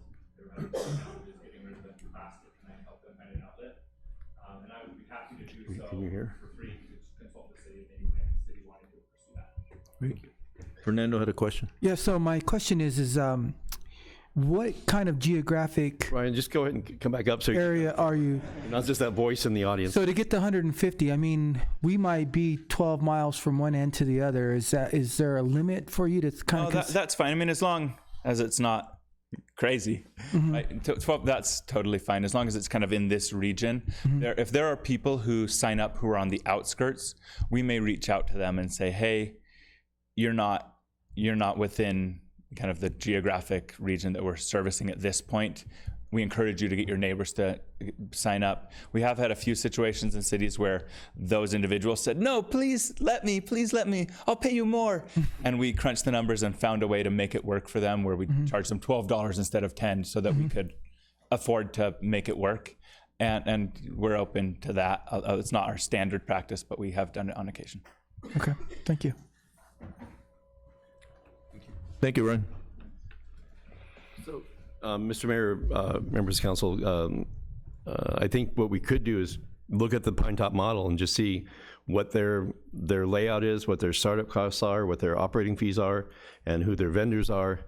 And that would be probably the easiest way to get that answer for Councilman Leatham about, let's look at what they're doing and see if we can adapt it to a globe, and if that's council's will. But I think we could be happy to do that research and contact them. Okay. So, Mr. Mayor, the members of council, let's see so direction from council. I'm going to start on the bottom side. Unless I hear differently from council, or is council supportive of doing the PSA and promoting the Recyclops option as a small business in Globe? Yes. Yes. Okay, good deal. So then we go back to the top. Where is council at on having staff take the time to do the research and crunch numbers on reestablishing municipal sanitation? Early? So I think that is something we definitely need to look into. I realize there's big startup costs, but any municipality is way eligible for a loan. And we can get a low cost loan given the demographics of our area and our income. So I really think that needs to be seriously looked at, and the startup costs could be financed through a loan, and then we could recoup that in the billing. That's my opinion. Okay. And yeah, go ahead. I'd like to hear from each councilman on it, not just individual. Okay. Make sure that we state what we feel. Anybody wants to? I got a mouthful. Ready? You're up, Freddie.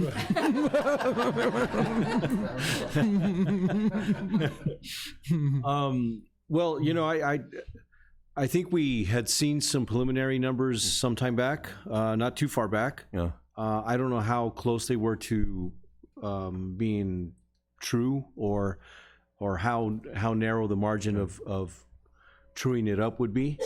But you know, looking at those numbers, it's we cannot provide the service for less than what we're getting it right now.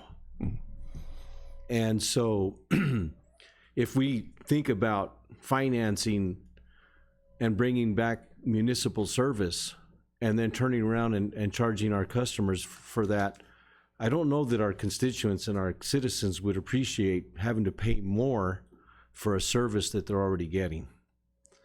Now, I get the whole recycling is, let's take that out of the equation, because that's a totally different animal that we're dealing with. But the trash service alone, I'm not for charging our customers more so that we can serve them as a city when they're getting the same service by our contractor. Rebuttal. We did not state that there was going to be an increase and we were going to charge our constituents more. That's just my take on that. Fernando? I was on the council when we went from municipal trash service to right-of-way disposal. We went out for RFP and we had two bidders. One was Waste Management, the other was RAD, right-of-way disposal. We asked for both a price for only trash and a price for trash and recycle. And the council at that time decided that recycling was a smart thing to do. We'd just gotten a presentation on the landfill and how much that was going to cost taxpayers when that thing had to be shut down. And so when you start factoring some of those things in, it really started to make sense to go to recycling. And so we opted to go with right-of-way disposal. We had an agreement in the contract that they would hire local. And after that point, that was all renegotiated. So now I don't really like the changes that were made. A 30-day out for them puts us in a bind. We can't even replace trash service that fast, and they could pull out and leave. The other was that they had an agreement that they would provide the recycling. They should have kind of calculated that. We had it for a time certain, and then now because of the 30-day out, they could just say sorry and head out the door. So I don't agree with that. And I feel like even if it cost a tiny bit more to do the service in-house, we'd be hiring local people who spend their money locally, who raise their families here, instead of someone in Phoenix. And I don't have anything against people in Phoenix, but I'd rather that money stay here in town. So I would really like to see what the real numbers are, and we don't need a brand new $1 million trash truck. We could probably find a used one that could be rebuilt or done something with. I see them on the public surplus all the time, the bins and everything. So I think we ought to kind of look at all our options. Jesse? Well, thank you, Mayor. I concur. I would like to see the hard costs as well. I know we have to have enough money, capital, like Councilwoman Giles says, to fund this project, but what is it going to cost us in employees? I don't see a problem, for myself anyways, that would say that I have to pay $5 more would be an issue. As employing local people is a must. I mean, we have a lot of people in Globe that are currently looking for positions, and if we could employ those people, that'd be amazing. So I'd be in favor of finding out what those costs are, and at least looking that avenue. Mike? I too definitely think that we should at least look into it and weigh everything out. I know I've done some homework myself on my business, and going to other local pickup services, one of them was almost 3 times the amount that I'm paying per ad.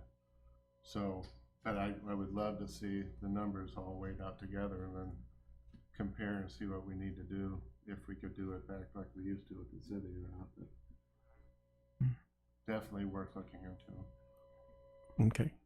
I agree. I think initially we saw those numbers that were truly high. I don't know if those can be shaved down to bring it more to reality. But again, if we can't do it for any cheaper than what we're doing it, or it's outrageous, it would cost us as a city to do it. It'd be kind of, I don't know if that's a way to go. I don't know if I really agree going away from a lower price and doing it. Apparently, we've worked with RAD. Our staff has worked to try and decrease, what are we saying, 90% in complaints have come down. They still have another 6-month evaluation pending to look at, but I think it's worth it to spend some staff time looking what the true costs are if the city did it. But I'm not necessarily for, if it's way up, way high, then to actually do it within the city. So, Mr. Mayor, members of council, I will come back and have Public Works and come up with the costs. Those are preliminary costs. I don't think they were, I think they're in that reality. What I would like to do is we'll scrutinize them and justify them so that you have confidence. Whatever numbers we bring back, we'll bring back numbers and have confidence and show you how we came to that and give you that background. It's just it'd be a heavy presentation. I think this is a turning point where we're at on this. This is a big issue. This is a core service. So I just want to make sure council's willing to look at that, and we will do a presentation with proposals of what it would take, to bring this back, and box in some options. There are a couple ways we could save costs. There's pros and cons to a new truck versus an old truck that you have repairs, and try to look at a couple of scenarios and give you some price points. Also look at the payback and what it would take, and also mix that in with some of the rates on that also. But be happy to provide that for council, and so we will bring that back. And Paul, I think it's important that we include our fleet department, also our fleet manager, that we make sure that we get input to see what's the cost of buying new, buying old. All that's important. Yeah, we got to have those costs. This will be primarily coming out of Public Works with fleet and staffing, and so availability of CDL drivers, availability 1-man, 2-man on the truck, using possibly DOC as a second person. And the staffing rotation, the shifts, how many people we have to have, what do we, it'll be a detailed, something that if you say go, we'll have the numbers ready to go to go. Okay. Mayor? Ready? Would it be possible when you put this together to see what other municipalities are doing, like similar to our size? Are they doing in-house? Are they contracting? Yeah, I think it'd be interesting to see. I think Casa Grande is the only people I know that are doing in-house. Jerry, do you? It's kind of all over. Yeah, yeah, but no, we could. But we'll take cities similar size from 5,000 to 50,000, and kind of get a little survey on who's doing what. It'd be happy to interesting to ask where they are on recycling, where they are on their costs, and whether they're doing it, who they're contracting with. But yeah, we can do a survey of our. When you see me walking on with a scratch pad at the League of Cities talking to everybody, it's like, that's a place to do it. Yeah. That'll be a good time to. Yeah. No, it's gonna be. We're gonna. Mm-hmm. Yeah. That'll get a twofer on that one. Yeah. So, are you ready to and to look at doing an RFP? If we're looking at a window of not doing an early RFP, but doing an RFP possibly to replace them at the conclusion of the contract, my recommendation is that we wait on the RFP, unless the only reason to start it now is if you wanted to go out to RFP prior to the date, the timeline. So if you wanted to go RFP, in the fall, winter of 19, we would start it now. If you want to take some time and wait, let's see what we come up with the reestablishment and the fee schedules. But it's your council's choice on do you, and I guess that would be balanced against if we do or don't do municipal, is continuing renewing the contract with RAD an option? I guess that would be my question. I think all options are on the table. Yeah. Okay. We have to, Yeah. Yeah, we have to see numbers, I think. Yeah. Okay. So do you want us to go early with a RFP, or do you want to wait and we'll get everything together at I one want to time? see numbers first, yeah. Mhm. Okay. Wait on it a little bit. Yeah. Get more information at this point. Okay. Jesse? Because I know, I think go ahead. Yeah, I think if we can true up some numbers on what we can do municipality wise, primarily, secondarily, then we go with the RFP. But I think it's vital that, and I think you got a consensus here that we would like to see some true numbers. Yeah. To see if we can provide that service. In my, Mr. Mayor, members of council, my intent on putting this on here is, I think when the last time we talked, we were looking at doing an RFP sooner rather than later. But I think with the turnaround in the pricing, the urgency is not there, and so this gives us some time to do our homework, which is why we're here now. So that. So if it's okay with council, I would like to redouble back, since Jeremy has left RAD, and confirm the things that he had told me and communicate with RAD, make sure that where they are in the contract. So unless you tell me not to talk to RAD. When did Jeremy leave RAD? I don't know. That I had a newspaper reporter contact me and say, did you know Jeremy left RAD? And we confirmed that. But it was pretty much right after his presentation here. Yeah, he got an earful. Yeah, but he wasn't the problem. About 2 or 3 weeks after that. Wow. So and things have gotten much better. Amazing. Yep. So one more. Well, I mean, I can comment on. Are we on item 3? Yes. Yeah. So these are my thoughts. We've got some good news from our staff that whatever issues we were experiencing in the past, whether whatever magnitude there was, it's they're down by 90%. That's pretty substantial uptick in customer service.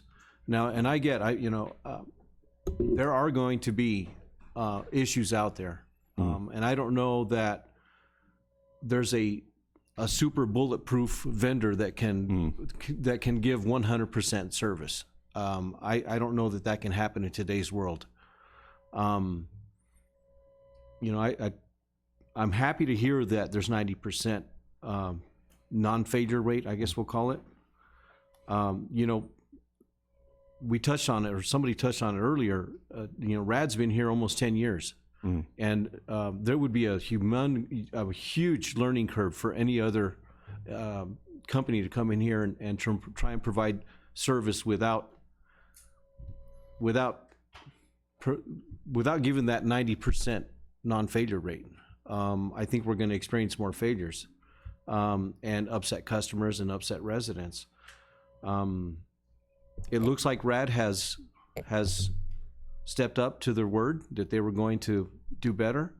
The city, I believe in some cases, stepped up and provided service where RAD said, we just can't do it. I still think that we have a concern with the commercial businesses that we still need to kind of try and iron out. So at this point, I'm for renewing the contract with RAD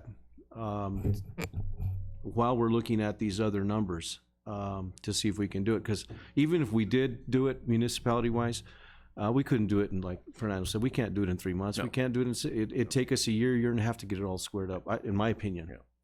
And but that's not over till 2020. No, it's not over 2020. But I just want to let council know that, and based on the vice mayor's comment of we need to keep all options open, I intend, unless you tell me not to, I intend to go back to them and say, there is a scenario where we renew the contract. Where are you at on that? And are we still in the same place that that you're willing to renew that contract? Because I don't want to. We would have to make sure that we get a commitment, if that's our decision, in time, so that they can't flip on us, and we go in thinking that that's done and it's not done. So, but I just want to make sure that council is where I'm going to be I would be touching base with them to tell them that they remain an option. I think the big yeah. One last big thing that, if this holds true, is, with RAD, we still keep the recyclable option. If the market somehow takes a turn, the world market, yes, where we can bring back recycling, then we'll have it. And Ryan, anytime, is it a pipe dream to that the market's going to turn around, or are we? Yeah, the market, I believe the market's going to turn around. I really do. I don't know if it'll ever quite be where it was. I had a conversation a few weeks ago with the senior executive at Waste Management talking about this problem, and he told me that Waste Management's outlook is that they'll never look at recycling the same. That they'll always look at it as a service, and that needs to be sustainable in and of itself, despite market ups or downs. And so even though the market may go up, I do think that haulers or trash haulers are going to be much more wary of recycling than they ever have been. I know even a company of Waste Management size is saying that we're never going to do it like we did. Yeah. So, but I do think it will go up, and I do think that there's an option with any contract to basically leave some room for upside for the city, saying, hey, if markets get to X point, the city collects dividends on that, or there's ways to do that. Yeah, and which is kind of what we built in, that we retain that advantage to them, and that's the advantage of staying with RAD, is if we have a recycling relationship with them in that contract we can move to. Really? So my thoughts are, if we are even going to consider staying with RAD, we need to delete that 60 days. That That was ridiculous. The 60 days would be renegotiated. Yes, I think we switched that out. But that was an. Well, I don't know if I'm trying to remember on the other part. But no, anything we do in a recontracting, we would definitely have to go to a 6 month. Is standard, and that was something that I take responsibility for. Mr. Mayor? Fernando? I'm not willing to give RAD too much credit.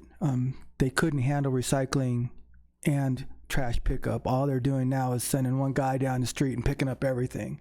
So the fact that their complaints are down 90%, they should be down near zero, if you ask me. So I'm not feeling all that much love for them. And we never had a problem with Jeremy. It wasn't until the company got bought out that for some reason everything went south. So I don't think he was the problem. Yeah, no, I don't. I apologize for my flippant remark on Jeremy. It was timing and nothing else. But we can't be stupid. Yeah. So if there is an advantage to them already being here, and we can see that in the rate renewal, we need to see that, because if we go out to bid and they're going out we'd see what they're doing everywhere else, and it's higher than what they're already at here, then we got to be smart players and leverage that. Yeah, and so it may be that the reason we renegotiated it because we had such a low contract, we got rid of recycling. It may be that we can take advantage of that existing low contract because it saves them the rebid and gives them at least a continuity of income. But those are, again, one of the options that needs to be considered through the span as we work up towards the renewal. Okay. And got what you need then? The last one. Is there a desire to look at a standalone RFP or scope to cover the downtown area? Or do we allow, or leave that alone? I think it would be something where we look at the future of the alleys, look about intrusion into the alleys, whether we allow utilities to make those alleys smaller and smaller. It could be that if we can commit a whole group of businesses to have a lower rate because they all buy in, and then maybe they can use smaller trucks, get back into the alleys, get them off the streets. I hate seeing the trash cans on the streets on Broad Street and Oak. Right. And so. But I hate telling businesses or anybody, you're going to do this. You're going to use who we say you're going to use. See, I don't go along with that. Well, and what I would say is to that is we go out RFP, see what the rates come back in, and then unless we can get a certain amount of the businesses to agree at that point, if they don't want to do it, then and so but that is a consideration. We would be speaking on their behalf that trying to negotiate a lower price, but they would be compelled. Want us to speak on their behalf then. Yeah. Oh, I that's a touchy one. I disagree with that. Okay. So I'm seeing not so much support for the. I think they have the option right now to go to another vendor. Why do we want to change that? Why I think. Why would we want to interrupt? I mean, I have done that. Okay. I've tried it, and it was no different. It was actually more. Yeah. So. If the businesses want, they know that they have. Yeah. That option. So then they could. I think we had this discussion. They could, with the help of the Downtown Association, put together their own request to combine their services or something like that. But I will scratch that one out. There's one block downtown that currently uses Copper State, and all of the businesses on that block just pitch in together. Yeah, and so it is that they are taking matters in their own hands. Okay. So, Mr. Mayor, members of council, I have my marching orders. We're going to bring back a detailed explanation of the costs and explanations for reestablishing municipal. We're going to wait on the RFP, but we will just talk about RAD. We'll do the survey of what other people are doing, and what was I going to say, and then move forward with promoting the Recyclops private option. Mr. Mayor, members of council, thank you very much. Okay. Thank you. Item E, presentation of the fiscal year 2017-2018 financial audit presented by Colby and Powell, PLC.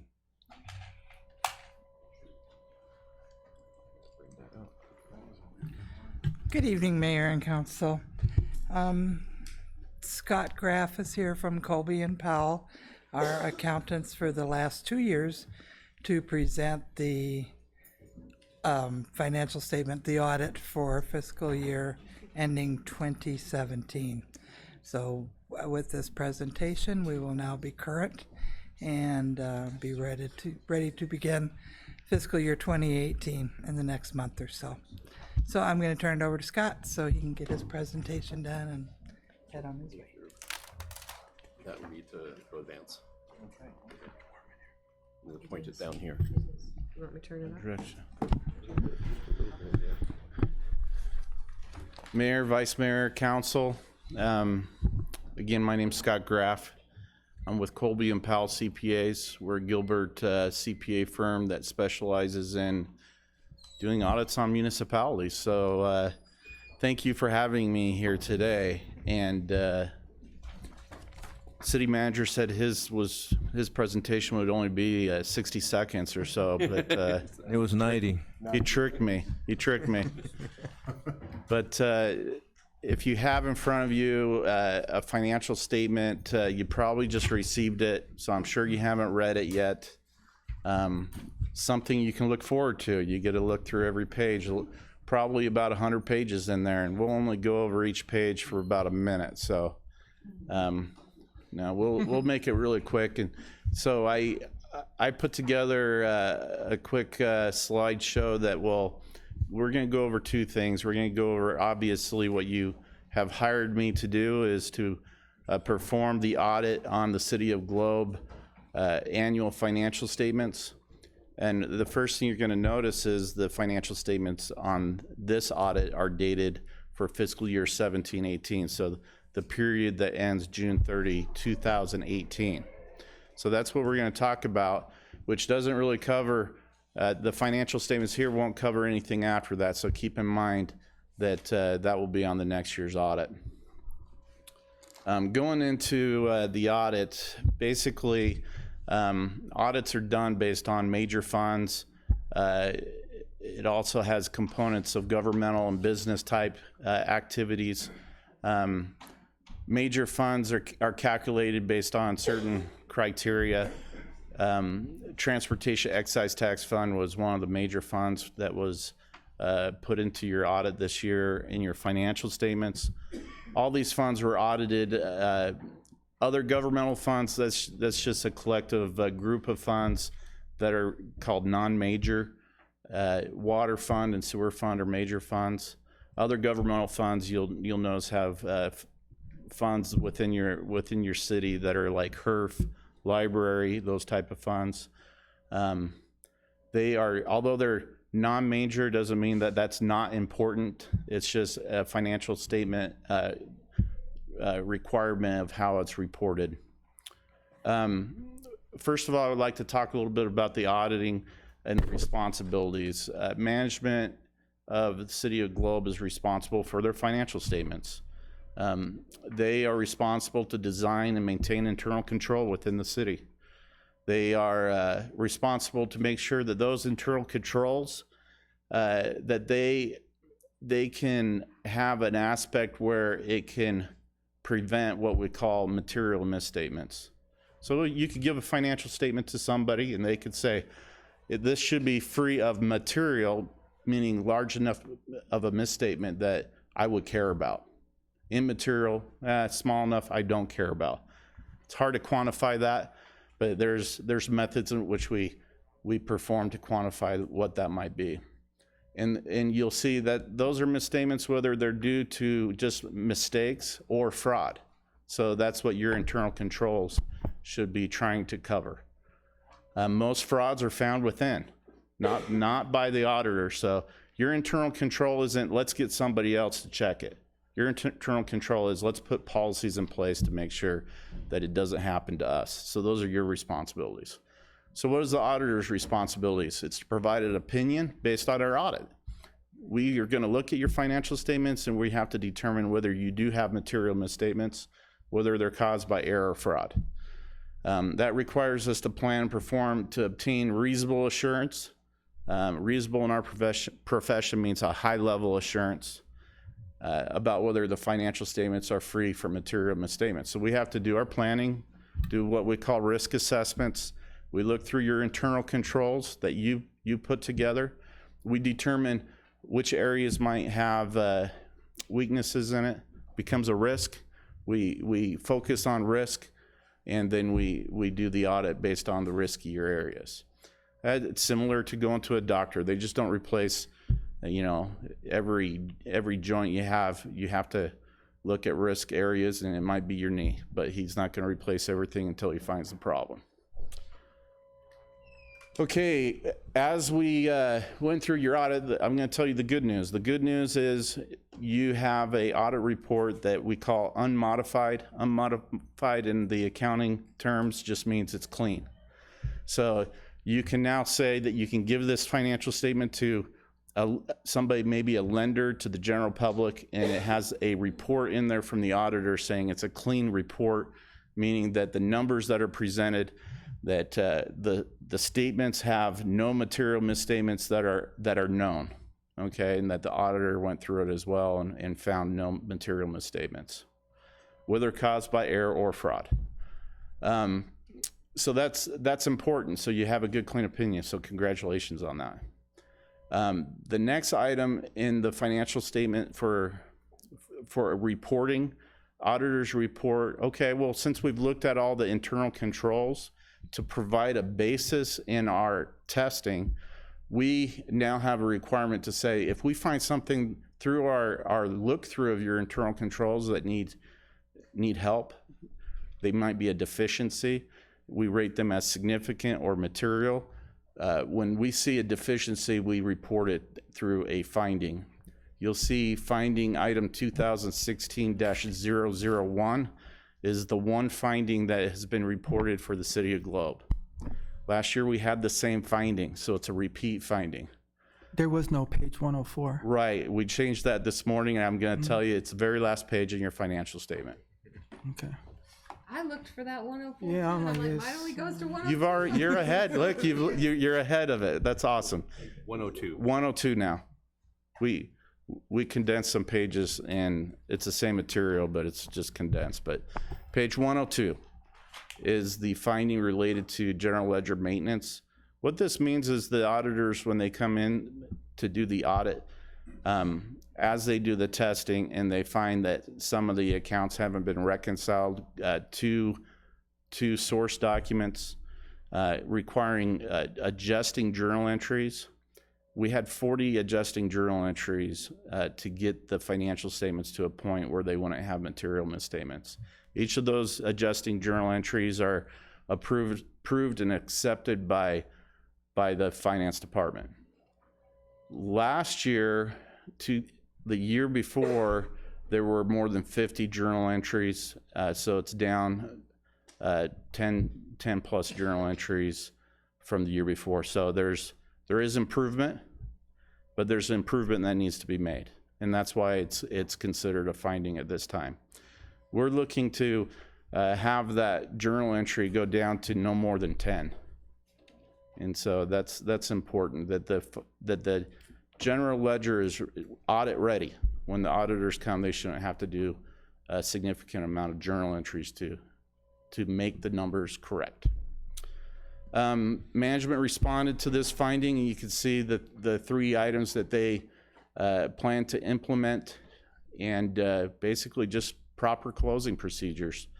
To do that on a monthly basis, if you do things on a monthly basis, it's so much easier to keep track of. And one of the things that they'll do is they'll look at the 40 entries that we've made, and that's pretty simple. Just go through them and say, what did they make last year? Let's make sure they don't make that one again. All right, so that's going to identify pretty much where you're missing your reconciliations from year to year. Okay, last year there was 2 findings. There was this finding, and then there was a finding related to segregation of duties, and the city has put into place procedures. Some of that through hiring of additional staff, moving some things around on how things are handled with internal controls. We no longer have a finding in internal controls for the lack of segregation of duties. Okay, so that is the results of the audit. I have put together a few slides that just kind of look at the financial statements. This is your first view of your financial statement. I'll point out on page 14, if you turn to page 14, you'll see something called a statement of net position. Cities and towns use a statement of net position to evaluate whether their city is improving or deteriorating each year. Net position on page 14, you'll see the bottom section. It's basically it's basically a calculation of all the things you have, all your assets, minus all the things that you owe, and that is the assets minus what you owe is your net position. Okay, but there's more to it than that. If you look in the section called net position, you see something called net investment and capital assets. All right, so we have capital assets. We have streets and roads and curbs, and we have lots of different, trucks and so forth. Those are your capital assets. Some of them are financed. So what this number does is it says, okay, what is really spendable? What is the true number that we can spend? Because we can't spend our streets and roads and curbs and so forth, the infrastructure. What can we spend? And so it takes away the net investment of capital assets, just says this portion of it is a capital assets minus the loans or debt that is financing those capital assets. We'll put that in a different category. Everything else represents something that is somewhat spendable. That's what we're really want to know. How are we improving on things that we can spend? And so this slide actually will show you the difference between your 2017 net position and your 2018 net position. But this number that I'm showing you on the first slide includes your capital assets, and it kind of gives us a comparison. If we increase net position, we're improving. If we decrease net position, we're deteriorating. All right. So we can look at governmental activities. You can see it has a deficit, but it has a smaller deficit in 2018 than it did 2017. That net position actually increased from one year to the next by $1.3 million. That's a big improvement. That's improvement. And then when we look at business activities, sewer and water, you can see the increase for that from year 17 to 18 was $1 million increase, and total net position increased by $2.3 million.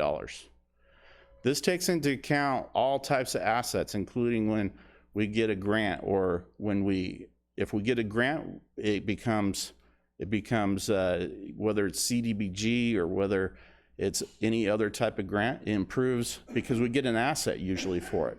All right, so that increases your net position. Regular general fund activity, and if you have a increase in your revenues over your expenses, then it'll increase your net position. So all those things are factors that relate to that. Okay, the next slide. Yes. On the government activities, that 625, that decrease, does that represent the unfunded liability? Yes, it does. In the city? That you would have had before that was recorded in the financial statements, which was about 3 years ago, that started becoming a number that you had to record. You would have had a positive net position. Once that net pension liability hit, your city as well as others took a big hit as far as that number is concerned. Big decrease. So. Yeah. The next slide, I'm going to show you how that affects it.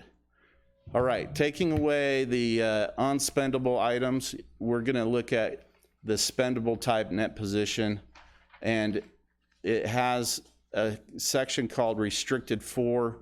Those are accounted for. Those are restrictions that money has to be used for those purposes. Like highway user revenue funds have to be used for street and road purposes. It's still a great thing, but it's restricted. You have monies that were collected through a sales tax that was to help the unfunded liability. Okay, so that as of June 30, 18, that was the balance in the account that will be used for that. Unused as of June 30, but restricted for that purpose. Business activities with WIFA, you have debt service requirements. The WIFA, when they give you a loan, they say, hey, you need to make sure you have 1 year's worth of balance or a repair and replacement amount that will help cover all the loan type items that you purchased. And so that's typical with WIFA. Now we hit unrestricted. That's the number that really is saying, okay, of all the assets and all the liabilities and everything else that we can't spend and the things that we can only spend for restricted purposes, the unrestricted is kind of what we want to look at. How are we doing with unrestricted? And so unrestricted deficit, if you see at the bottom, for governmental activities is related mostly to the pension liability. that as of June 30 was $16 million. Is that a lot to take in? That's a big number, isn't it? But at the same time, we can look from year to year. Where's that liability amount? And remember, that liability is part of that net position number. And so when we see things like unrestricted, even though it has a deficit, hopefully June 30, 2019, we see that unrestricted deficit get smaller. We don't know those results as of yet, but that's just one way that you can look at, are we improving? Are we deteriorating? That's definitely one way. Now, granted, not everything in improving or deteriorating is financial statement related, meaning that you have to look at things that are non-financial statement related, like, well, how's our infrastructure? We could show you numbers and you could say, but I drive on a road that has potholes in it. And so because we might have good numbers on a financial statement, it might be the reason is because we didn't do the service or the improvement that you could have done, and the numbers would have reflected on that as well. So can I ask a question? Absolutely. So this is from fiscal year 2017. We just finished 2018. When do you start that? And Okay. should we wait like a whole year before we get?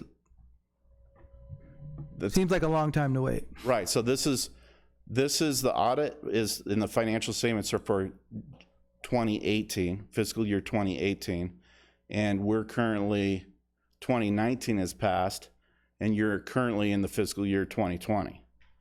So you are behind on your audit significantly. Okay, so that was our doing, not. Yeah, we were. It doesn't take you a year to come up and make a No. report. No. Okay. Your finance department was ready for the audit in May of 2019.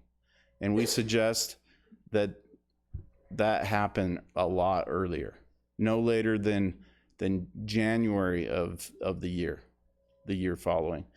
You have the state statute requires that your audit be submitted to the Auditor General by March 31st. And so you're behind on your audit. Okay. We would love to be out here earlier and to not have to do so many journal entries. Okay. So we say improvement, but there's a lot of improvement that needs to happen. And that wasn't on one of your findings, though. It is actually. We have another letter that's going out to the actual city council. Mm-hmm. That is to a letter to those of governance, and that is listed in that. Okay. Thank you. It's a level of significance. It doesn't meet the criteria for the audited financial statement, but it does meet a criteria to go to the city council. Okay. Any other questions? The unrestricted amount that you're showing, the 7 million plus the 2 million, what effect does that have on our capacity for loan or bonding? Does that affect?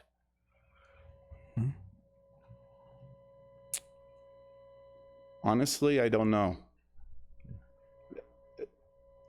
Because they would probably have to take into account the pension liability, taking away pension liability, looking at liquidity, looking at, cash, your regular, amount of debt. There's so much that goes into that.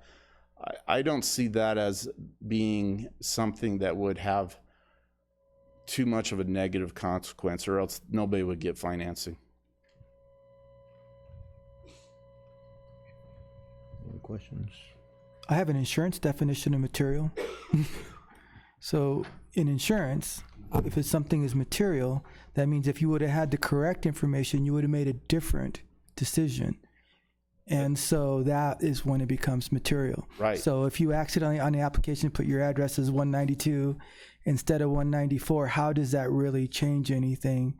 So that would be immaterial. But if you lied that you had your house, that you burnt your house down or charged with arson, that would be material. That's the same definition under accounting standards. And what I mean is everybody has their different materiality level.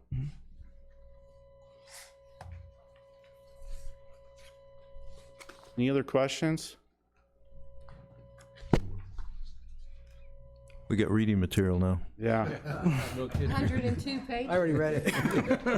It's super exciting. Yeah. Thank you very much. Thank you very much. Thank you. We'll go to consent calendar. Matters listed under the consent calendar are considered to be routine and will be enacted by one motion and one vote. Public hearing items are designated with an asterisk. Prior to consideration of the consent agenda, the mayor will ask whether any member of the public wishes to remove a public hearing item for separate consideration. Members of the council and/or staff may remove any item for separate consideration. Item A, consideration of waiver of section 2-4-10A prior discussion rule to allow action on the balance of the consent agenda. Accounts payable, $634,900.40.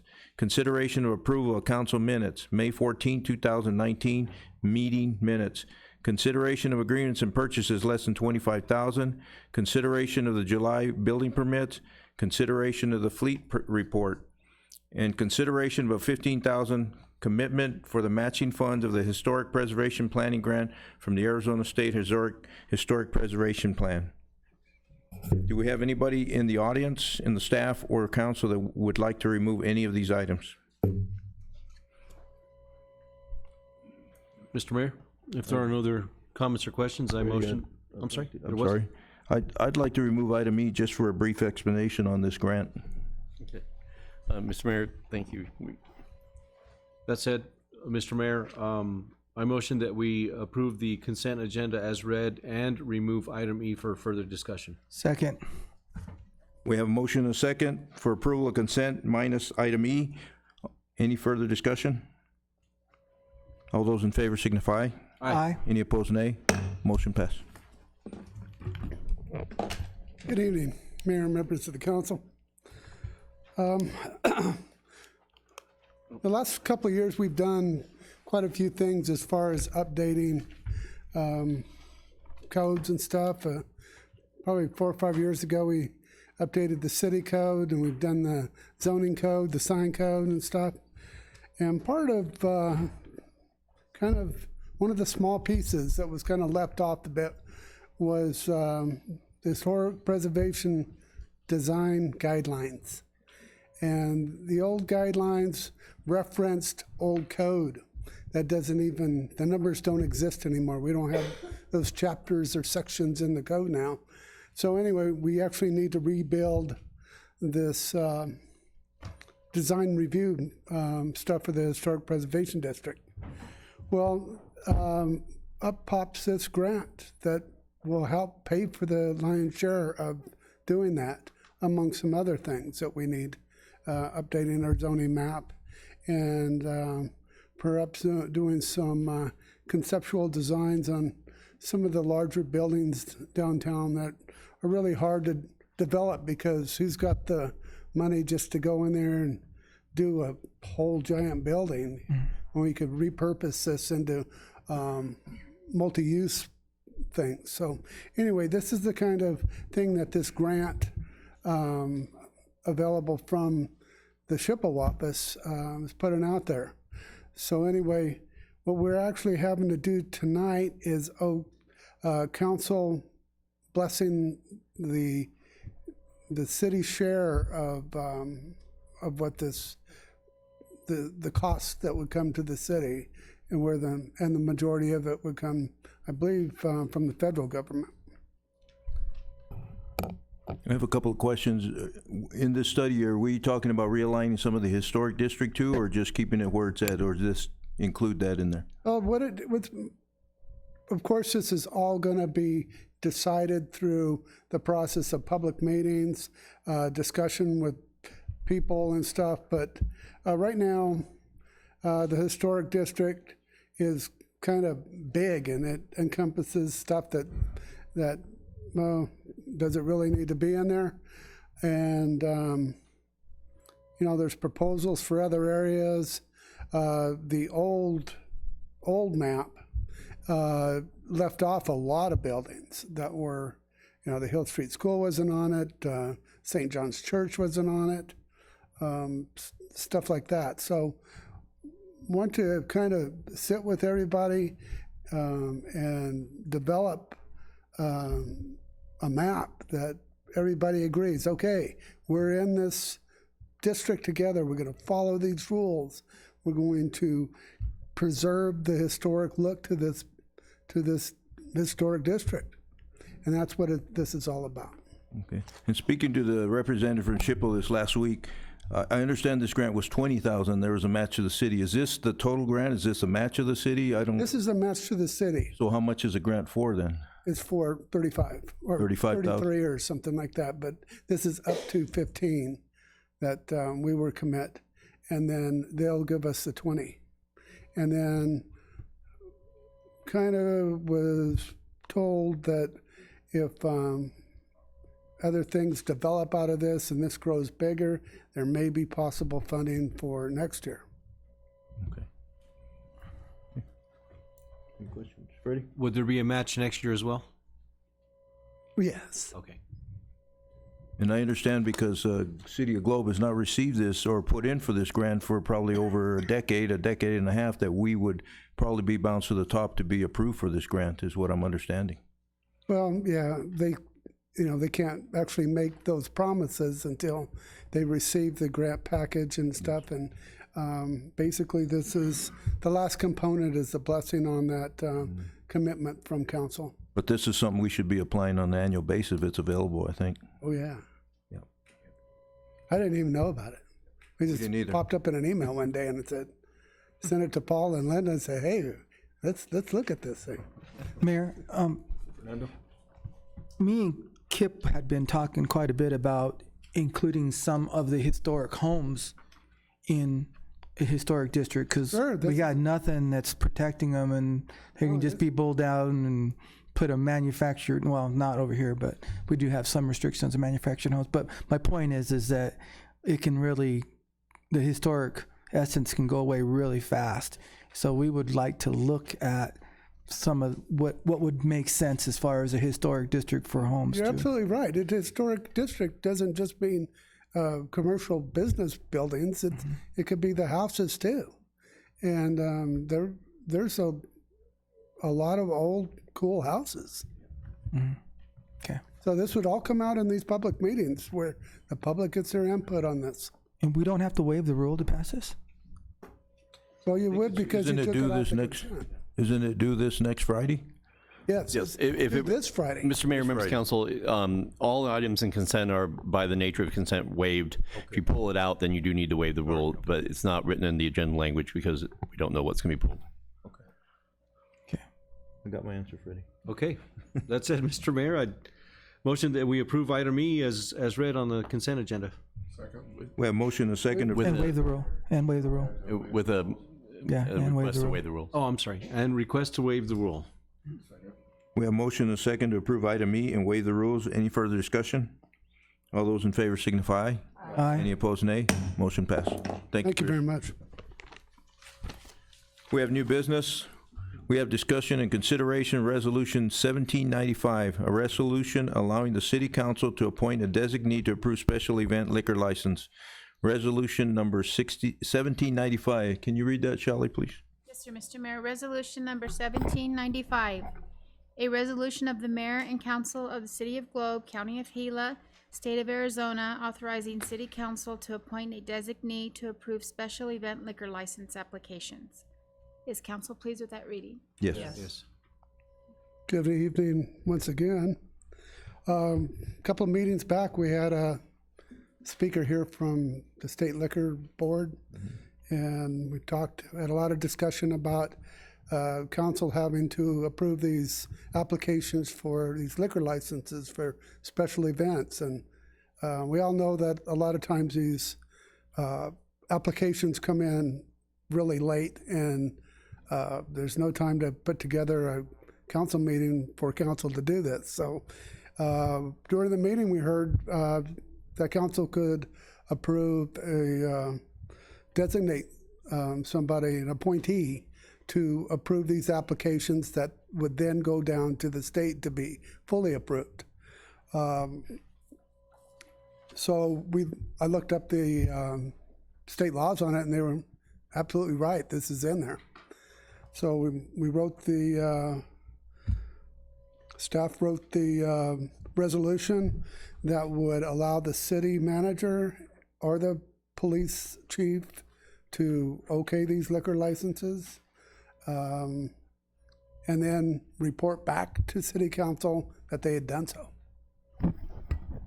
Mr. Mayor, members of council, and Chris, and that would be on the recommendation from the Special Event Permit Committee?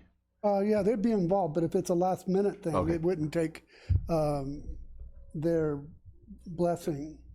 I mean, if it's Friday afternoon and they all went home, that sort of thing. So the way it's worded, council could, by adopting this, would give the power to okay these applications to be sent to Phoenix for final approval by the city manager or the police chief. And Chris, to your recollection, has the council ever said no to any of the special events? I have never heard one time where the council had said no. And right now, the rule says that it has to come before council. So if they don't meet for 2 weeks, then you can't do it. Exactly right. Right. This only makes sense. Right. Yeah, it does. Mr. Mayor, members of council, we would include any applications, any that we approve in somewhere in the council packet. We may have time to bring them forward and you see them, before the actual event, so you can promote the event and know about it. But also it would be included after. But it's not for ratification. It would just be for informational purposes. Once the city manager, myself, or the chief sign it, it's informational to council. And Paul, under section 12 of the application liquor license, it says local governing body approval section. So I guess, but she said we can appoint an individual. So the local body has approved the delegation of that authority to the city manager and police chief. And so that does qualify, meets that requirement, so they can issue the license.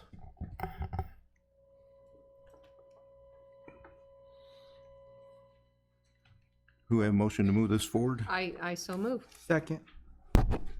We have a motion and a second to move this forward to the next council meeting. Any further discussion? All those in favor signify. Aye. Any opposed, nay. Motion passed. Thank you.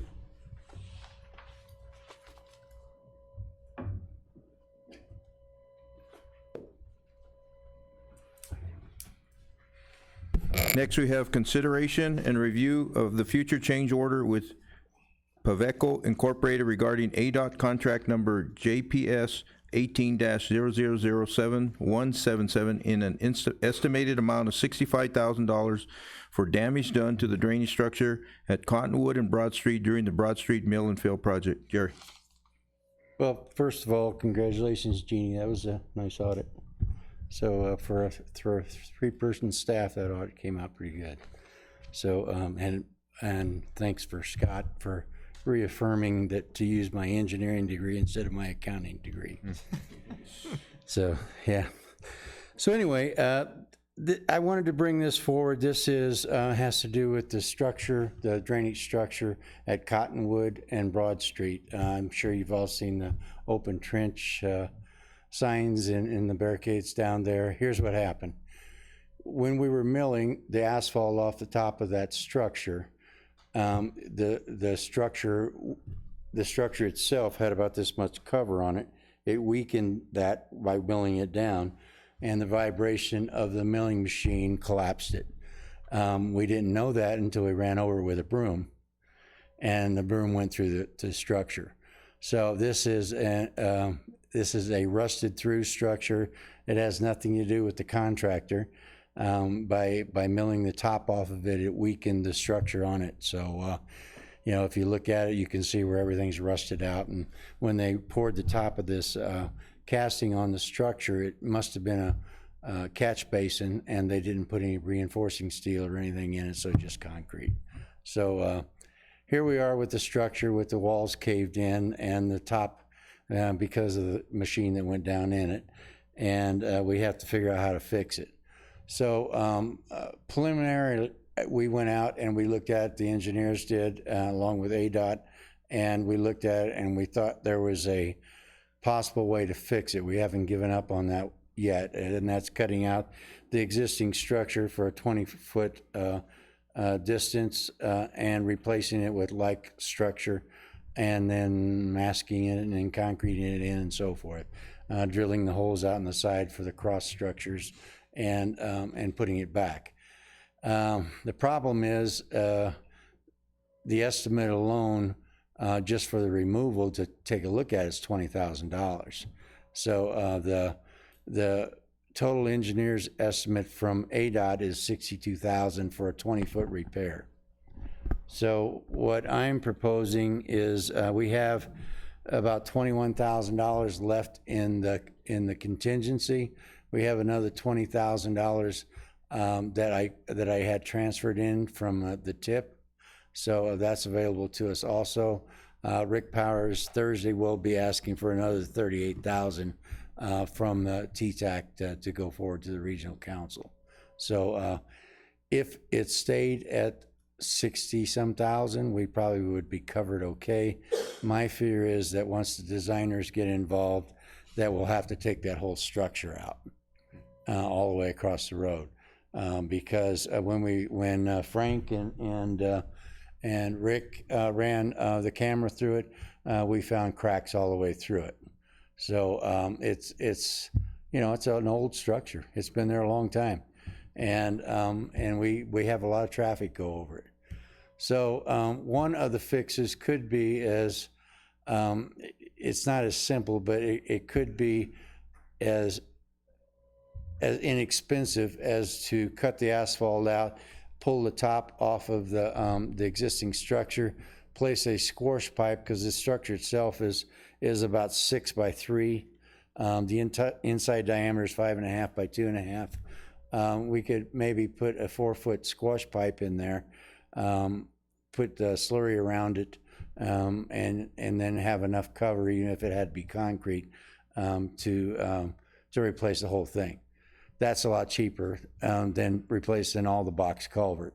The box culvert itself would run us about $200,000, maybe closer to $220,000. The pipe itself would, we're kind of at the contractor's mercy on this. So I think there's 3 options, and that's why I wanted to bring it to council tonight, is because I met with ADOT out there today.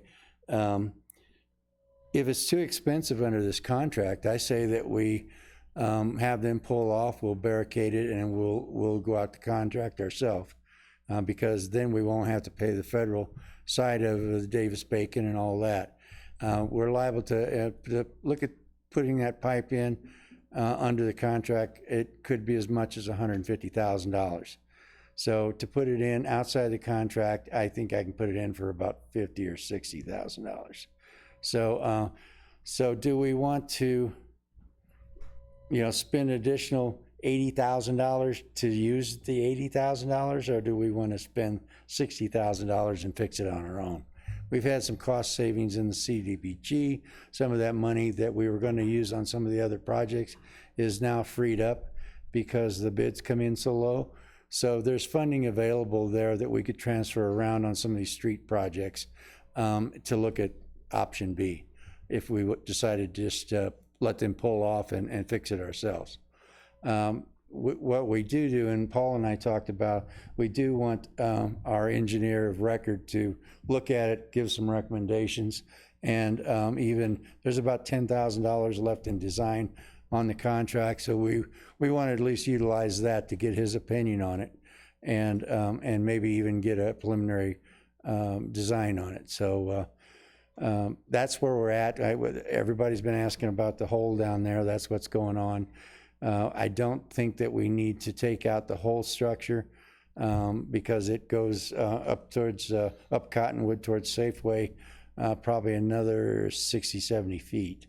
But I believe that by tying onto that structure with a manhole using the manhole to bring in our cross pipes, and then tying on a squash pipe and going across the road with it to the structure on the other side is probably the way to go. The real thing is I'm trying to get it done quickly because later on you'll see we have our CDBG contract ready to go. And guess what? We're asphalting on both sides of this. So if we decide to do it ourselves, maybe we can get that contractor to do the asphalt work for us. Fernando? Is your proposed workaround, is that a temporary fix or is that a permanent fix? Okay. Permanent fix. So, if we did the repair as the engineer said would work, then it is basically pulling out this box and putting another box back in, a brand new box just for that 20-foot section. That doesn't mean the other 70 feet of culvert is good. So we could have the same problem happen across the road. So probably the engineer, as I would probably say, is I wouldn't guarantee the box. So I probably would say rip it out. But we had the same problem under emergency on Cottonwood, if you remember, 2 years ago, Mayor? Yep. We had that big hole in the ground. And we had close to a 15-foot hole in the ground, and where we had to put in corrugated metal multiplate in there. And, this is the same deal. Our structures are getting to the point where they have to be replaced. Thank God we found it with a broom rather than a car full of kids. So we're lucky. So I wanted you to know what's going on there because we're liable to have to come back under some sort of emergency if we tear into this thing and things go south. And so I wanted you to know what's going on there. So. Will you bring back this at the next meeting or with an updated cost? We're gonna have a meeting with the engineers, and then we'll give the, protocol is that the contractor within the construction limits, in other words, Pavco in this case, has the ability, or has the, it's ethical to have them bid on it first. And if they price themselves completely out to where we can't afford it, I have a couple of backup plans. So, and then at that point, we'll bring it back and we'll let council decide what they'd like to do. Ready? I believe, I was there this weekend, I looked at it, and, there's no doubt that at least the portion that failed is obviously at the end of its useful life.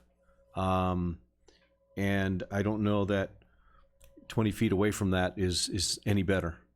So I recommend that we do move this forward, and as Jerry's plans are to see what our contractor can do with it now, and if it's overpriced, then we go outside and we do it on our own. But that is a heavily driven, heavily trafficked area. There's no doubt about it. There's a lot of vehicles that go through there. So if we've got 70,000 still left after Thursday, if that gets approved, I hate to give up that money if it's only going to be $80,000 or $90,000, but if it's going to be so much more, we might as well just do the thing on our own. Right. So that's what I would be bringing back is different alternatives to council to have your decision on it. I think that's a good plan. And I guess with your plans too, we need to, really, we can't consider the prices too much. I saw the hole in the ground up on Cottonwood. That was swallowed up a school bus. That was another scary one. Yep. We just were lucky on it. It failed when we had construction equipment on it. Yep. A lot of people say, well, you had construction equipment on it, they caused the problems. No, They discovered 80 years of wear and tear, it caused the problem. So that's lucky for us that it happened on the side instead of in the middle of the road. Mr. Mayor, members of council, this is an important piece. We get this fixed, we get it fixed right. We're concerned about prices. There's a lot of moving pieces in this, and we don't know where the price is going to come. But whatever solution we decide on will be a solid long-term solution. Safety first. Yeah. And so this all it's gonna morph. It's morphed since the first time we talked to now. It may morph again, but the goal, I think, if anybody can get this thing fixed for the lowest cost of the city, I think Jerry can. So I probably need a motion to bring it back. You need a Just motion move for it that? forward to I'll the make next. a motion that we move this request forward to the next available council meeting for final consideration. Second. Yes. We have motion and second to move this item forward. Any further discussion? All those in favor signify aye. Aye. Any opposed, nay. Any abstaining, nay. Or any abstaining. Good job. Motion passed. Go to action items. First on the item is consideration of the mayor's appointment to members of the Arts Advisory Commission. Paul. Mr. Mayor, members of council, as per code, council has created the Arts Advisory Commission, and it is council, the mayor's prerogative to make appointments with the approval of council. And so we have a slate of, I believe, three people. And so we do have, let's see who we have here. Let's see. We have Thea Wilshire is interested and has some references there. Looks pretty good. Nathaniel Rector is interested. And then who the third one is? Libby Rooney. We got a third one. Libby Rooney is interested. And two of the three were in your packets. I think Libby's request is late. And I don't know if council would like me to share anything from her application that you haven't seen. We have it here. Copy of it. You get a copy. Okay, good. So Mayor, it's your prerogative. You'd like to, if you'd like to appoint them, then you would ask that council take a vote. You can vote on them individually. You can vote on them as a group, as a slate. And this is not the only. Obviously, we need to have at least 5 members. Not the only members here, but you can get them up and running and get this taken care of. So Mayor, what's your pleasure? Yeah, I recommend that we appoint all 3 members with 1 vote, if it's okay with the council. I think we know these individuals and we've seen their applications. And then, I would make that motion. okay. Second. We have a motion and a second to appoint all 3 members to the Arts Advisory Commission. Any further discussion? All those in favor signify aye. Aye. Any opposed, nay. Any abstaining? Motion passed. And Mr. Mayor, it's your prerogative also to ask any of these new appointees if they'd like to speak. Or, We have Thea here if you want to, or any of you. nope. Okay. I think so. Mr. Mayor, members of the council, thank you very much for your confidence, and really bigger scale, thank you for having the vision for what we can do in town. I know that Mr. Mayor, you and Linda Adenetto and others have already helped to have our town established in Arizona as a creative city, and it is a great opportunity now to really build on that. So thank you for having that vision. Thank you, Thea. Thanks for serving. I know Libby isn't here, and I don't think Nathaniel is in here. No, okay. So we'll go item B, consideration and possible approval of recommendations by the Council Special Events Policy Subcommittee. Mr. Mayor, members of council, so we are going to go through a couple slides fully, and then the couple we're going to just talk about the changes that happen. So I'll grab my handy dandy. So just background, in July, we began a presentation looking at the direction on special event policies. After some discussion, the council decided to create a subcommittee of 3 council members. That would have been Councilman Leatham, Councilman Rios, and Councilmember Shipley. We met on 8/5/19 and went through the recommendations and got input from the 3. And the recommendations are as follows, and they are pretty much in red on this presentation, but I'll walk you through it as quickly as we can. On the presentation, on the slide of who needs a permit, the only change is in the red on the 3rd bullet under desired benefit from special event, showcase the city in a positive light. A little clarification on how we showcase the city, and that is in this recommendation. And the next slide, this is a totally new slide. which is kind of to the discussion about a possible kind of a flow chart or a if-then statements as to who needs a special, who's required to have a special event permit. And so I'm going to take a second and walk you through that. Basically, what you would look at on the application, if you answer yes to any one of these questions below, a special event permit is likely to be required, because there's definitely needs explanation. But this is kind of to help people know whether they need to go forward or not. Will take place in the city of Globe, obviously. Take place on public property or other than a park, because a park is a different situation. You can have certain events on parks without that. Be a for-profit event in a city designated recreational area.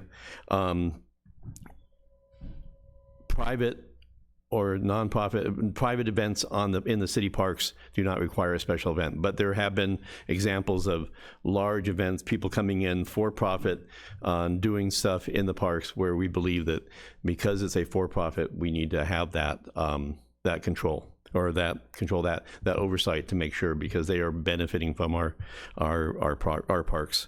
Does it require a state special event liquor permit?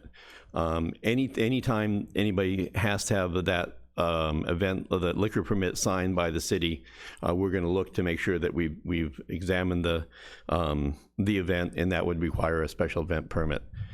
So if you need to go down to the state and utilize that will require a permit from the city. For a special event. Require an extension of premises permit.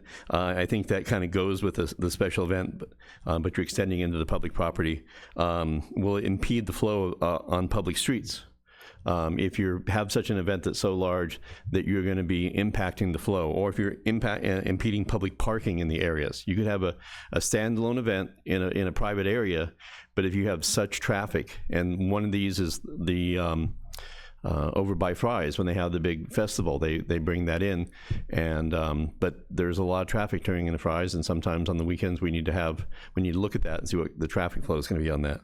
And then meaningful increasing the public need for medical or police presence. If you have such a large event that we need to have additional staffing. One of the things, Brown Mountain or some event, some extreme rock climbing or something like that, where you have so many people who are kind of taking risky behavior. We might want to have some medical there. Mayor, can I? The only thing I kind of take issue with is number one, because that kind of then implies that anything that happens in the City Globe, they should have a special event permit. And I'm thinking that maybe it should say something to the effect that, because if you say yes to any of these. Yeah, no, that's. Yeah, so maybe it should be, if it happens within the City of Globe, we have jurisdiction. And if you say yes to any of the 2 through the. Yeah, I think it's obvious. That's why I don't write computer codes. This would have this puts you into a loop that everything, if you're doing it. So, yeah. Okay. Yes. Question on carnivals, do they require a special event? Yes, if it's a paid carnival, if it's a profit carnival. Well, yeah, but sometimes you don't find out about a carnival till they're setting up. Right, and so we go charging on over there and talk to them. Do fire inspections on them. Yeah. No, we love to get a heads up, and we have our, we're looking for that. The education of people of who needs one, who doesn't, and when we get wind of that, we go over there. A lot of people don't realize they need to do that, and it's an educational campaign to talk about the special event permit requirements and let people know. We hope that people just come and ask. They can look at this and that's the goal. If they see that somewhere in here they qualify, give us a call, let us know. It may be something that's totally private and doesn't impede the traffic or the parking, and it doesn't lead to liquor license. Then we're good to go. But that would be for us to take that quick look at that. We would, we're not dying to give out these event permits. We're just trying to make sure that things are handled safely and the people protected. What about, and Linda, you might be able to help me on this. Last year when we had that Mercedes Car Club, I got a phone call that day saying there's going to be 50 cars showing up at your restaurant. We shut off the street. So in the future, are we going to have to get a permit for that? I didn't know about it until that day. It's like a carnival. Yeah. Well, yeah, don't know I mean, I till don't that day. know. If somebody calls me, what am I supposed to do? But you actually did fill out a permit. I did? You did. I have it on my desk. So thank you. After the fact, or what? No, I think it was 2 days prior, and we were able to pull everybody together and get a plan. I think there was a change in the plan. We didn't always plan to park right here on Cedar Street. We were going to direct them to the Old Dominion parking lot, and we thought it would be a great visual impact for all the cars to be together, and so they were super receptive to it. So closing off Cedar worked out okay. Mm-hmm. They're gonna do that again this year. Oh, great! Same month. I'm assuming so. Great. So And we as soon as I filled get all the that re- phone call. Then we'll fill out an application. And we filled all the restaurants too, not just yours. They were all, they were in all the restaurants. There was over 150 people in town. That was great. No, and if we have, a few more days advance notice, then we can let the other restaurant owners know too. Right. Yeah. Thank you. Behind you, go ahead.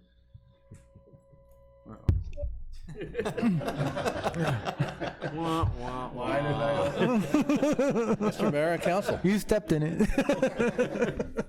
A couple of things. There is a clause within it. There are timelines that we would try, and I would particularly like to see us try to adhere to, but there are occasions that we need to take advantage of things that happen. However, this is a great example of a problematic situation. We blocked off the fire department. We had to make, that is not just blocking off a street. The particular street that you're talking about impacts both police and fire. So those are things that we have to take into serious consideration, and staff has a can-do attitude. We want to see these type of events here, but that's the purpose of giving us a little bit more time than 48 hours to come up with a plan to address those. It worked out. We were able to move some stuff around, but that's why, because of everything else that we're doing just on a day in, day out basis, having that time frame in there is somewhat critical for us to be able to meet the public safety needs. So it just happened that we were well staffed, and between us and fire, we were able to work through it. So we have the clause in there. However, there can be a time that we might end up saying no.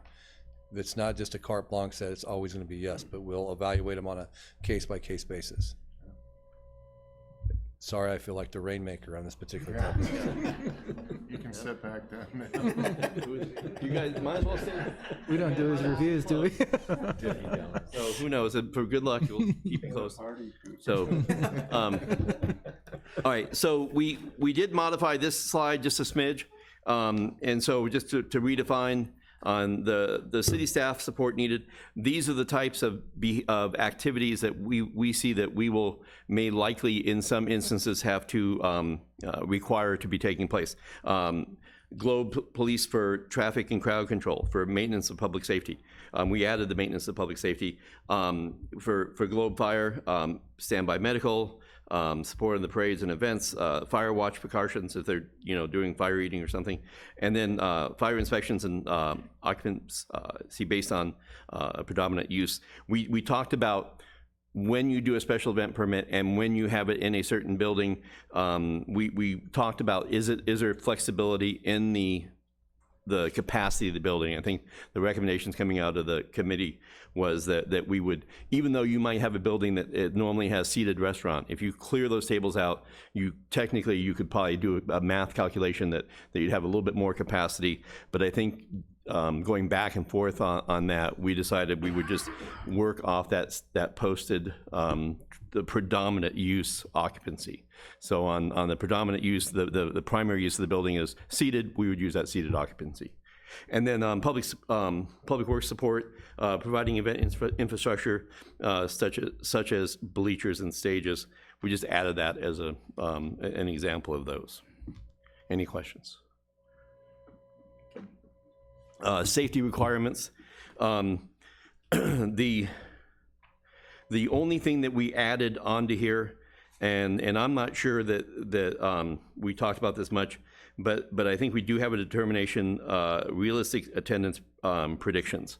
What we don't want to do is we don't want to have somebody coming in and saying, I'm gonna have 10,000 people and we do all this work. You know, you're gonna have we're gonna have to make a judgment call on that. Or if they say that, you know, we're only gonna have 20 people and they're gonna bring 200.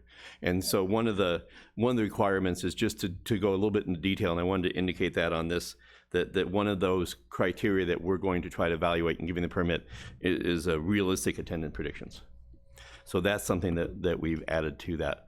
Who pays for staff? This one we went through and made some changes, so I'm gonna go through this. The event sponsors requirement for paying for staff support costs are based on the relationship between the event sponsor and the city, and this would be for those fire, police, public works type people. If it's a city-only event, the city pays. We pay the overtime, the hard costs of having extra staff there. A nonprofit city partnership event, and that's where we have that definition of partnership, but that would be any nonprofit that wants to partner with us. The city will cover those costs of that hard overtime. If we have to have public works down there in the morning and coming back at night cleaning it up, if we have to have a cop or fire on scene, we would pay, the city would pay that. Peer events will happen anyway. We moved this up from the bottom. The standard is the homecoming parade or graduation. You know, those are gonna happen. We're gonna be there and make sure that things are safe and well run. The break. Got a question? Okay. So let's just define this so everyone knows that the definition of the nonprofit city partnership event. This would or would not encompass, I would say, all of the downtown association's events. Would it or would it not? When I think about this, I can't think of any downtown event that we don't meet the definition of partnership. Okay. The definition of partnership is what we have here, which is compatible with the goals and values of the city, shared input in the event planning, which we broke down, and this is where we added some teeth to this. Okay. And this, the little red dots. Last time. Yeah. So this is how we handled that event planning, and we narrowed the criteria of and defined what event planning, and that is that we share in providing cultural and educational resources. Enrichment. That we're working on how we can best celebrate our unique diversity, history, and heritage. That in the planning to address these issues. How we can enhance pride and sense of community. How we can share in planning that promotes a positive image of the city, and how we can share in the planning of how the event can best endorse economic vitality. In nowhere are we gonna, I think we talk about how the Easter Bunny is gonna walk down the street. So we're done with telling. Let us be very clear We don't about go that. there again. No. Okay. So I'm just doing a landmark reference point there. Okay. So does that help explain? It does. I think there's still going to be questions, though. The committee that worked on it, you guys were good with that, on that wording? With narrowing the definition? Yeah, the definition, you guys were okay with that? Yeah, We debated a little bit, but that's what we came up with. Okay. All right. So going back to the staff support. So a nonprofit only event, the nonprofit will pay those overtime hard costs. Okay. And that's what you know, on that paycheck, what we had to pay because we had, you know, John and one person or on site for 2 hours each or something like that. That's what we would charge. How are we keeping track of that? Just so the nonprofits are clear. Yeah, we do time cards every week. I mean, we keep track of hours. So I'm also on the hospital foundation, mm-hmm. and we had a 5K last April. And so we made a phone call to Globe Fire, and they just had some personnel out there and available just in case something went down. So in that case, because we didn't put you in the flyer or promote the city, technically we should then now be paying for whatever hours or however personnel is there. And I think the question on that is, did we have to take them out of service? And did you want to come? Because there's different. If they're, you know, if they come up there and they're in service and they're ready to leave, if they get a call, Generally, Mayor and Council, good evening. Generally, that would require additional staffing primarily so that we're in our primary response areas. In fact, I had a call today from Globe High School to see about football and whether we're going to be able to cover some of their football games with medical. And we've never had to do that in the past, but we generally, with the close proximity to the field, we could do that out of the station as long as we keep our critical manpower available within the city and not have to provide other resources. We usually can make do with what we have on staff. And depending on where some of the locations of these events are, if we're too far out of our service area, we will call in additional staffing. That, of course, would be at a cost. I think Round Mountain, I think having a crew, up on the mountain, they're not easy to get back in the truck and drive off. Especially when we're that far from the, from the station. But if they're just relocating if it's current staff, there's no additional overtime, so there's no reason to charge. Correct. So it's only if we incur the cost, we will pass that cost along if they're not partners. Yes. Dave, so explain the school then. A unit will not be sitting at the football games. Typically, we have never had to do that. In fact, I have to had the high school check into AIA regulations to see whether that would be a requirement. Typically, they would want an ambulance with transport capability to a hospital to be able to provide that service. We've never had to do that. This is a new athletic director with the city, with Globe High School and Globe Public Schools rather, who in fact called me today to ask whether we would be able to provide that service. I need to look into that. That is not anything that we've ever had to provide in the past, so it is not generally required by us, but we're going to get that information. So you just are typically on call as you are for every resident in the city? Right from the station, yes, ma'am. Dave, I think in the past they have hired off-duty EMT paramedic to sit on, but they pay them direct. They hire them through the school. They have. That is correct. That's what they've done. Most organizations will contact us, and through go-kart races, the rodeo, some of the downtown events, if we have to bring additional staffing on, generally that's paid right to the individual that is off-duty, and it keeps our staffing up. And that would be we have a for-profit event. We would pay that off-duty wages where they pay the full freight, the OT plus workman's comp plus benefits, retirement. And I think I know that we talked about this in a special committee, but if an off-duty officer or fireman were to show up, they have to be covered by workman's comp, and so that's why we pass some of that cost on to them, right? Yeah, there's a couple of things. So there's, Mayor and Council, there's two things I'd like to cover. In talking with Gary, the chief, the issue with some of the special events, at times historically it's been, well, if you need us, call us type of thing. But under certain circumstances, like if you're having a 5K where what Councilmember Shipley had explained, where you're needing someone on staff there for it, time and distance is an issue, but so is minimum staffing issues. So the staffing that I have currently for the PD, we're at minimum or below minimum on almost a daily basis. So if we have a special event of any type, we bring in extra resources for that. And it's either a cost to the city or we pass that cost along to the event based off of the pay schedule. And FD is pretty much in the same boat. Structuring the off-duty cost, in the discussions I've had with the fire chief, the goal is to have something similar between both FD and PD, and it would run through and would schedule out. However, the individuals are independent contractors, whether it's fire personnel or police personnel working for whatever entity is paying them, but that entity would also have to pay a certain amount of money to the city, because if our personnel gets injured in our uniform, even working for that other company, the city would be subject to workers' comp. So to offset that, then the city would get a check, and then if there's any vehicles or any other equipment that go with them, the city would also receive the check based off of the standard that the city sets forth for it. Where I come from, it's $4 an hour for workers' comp for each individual, and $6 an hour for like a police cruiser to go out and work traffic control. And then there's an hourly rate that they pay the officers.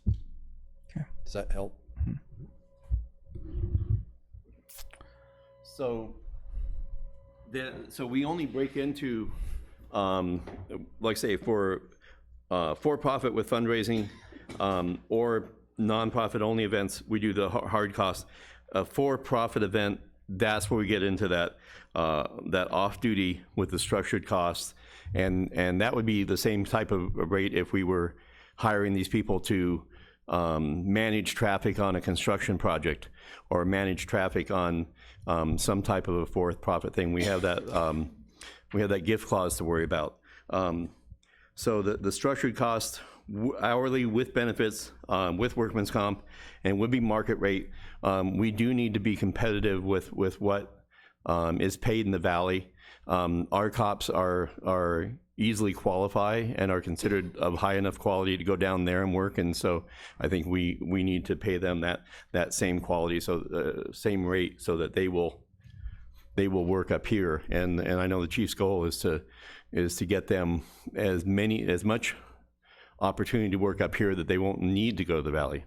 And so market rate will be set by as we get prices around and see what they're currently working in the Valley at. Any questions on this? Just a quick question on for-profit with fundraiser then. We pay the hard cost fundraiser? No, the for-profit would pay the for-profit event would pay the hard costs. If we were not partnering with them and it was a for-profit and a non-profit, but we're not involved in that, we would charge them the hard overtime costs. I just want to give an example. The firefighter bike run that occurs every year brings 1,000 bikers to our area. We're going to require them to pay the overtime costs when it's a fundraiser to raise. They don't keep any of that money. It's a fundraiser. The Oktoberfest is the same example. Okay, and so if you can remind me our thoughts in the committee meeting, I think the important thing about the firefighter issue is that is a fundraiser that travels through different towns, okay, and we don't have the host town is setting that up. It's sponsored by them. What is council's pleasure on that? I think I would like to at least grandfather them in, because it is something traditional, but there is a benefit when we are a stopping point on a larger tour like that I think we can justify. So I know we're trying to cover our costs, but I also think that if it's a fundraiser, if we start hitting them with high cost from every direction, it's going to cut down on what they're making on a fundraiser. I don't know, it's just for consideration. That's just my thought. I don't see us covering the cost on a for-profit fundraiser if we're not covering the cost on a non-profit fundraiser.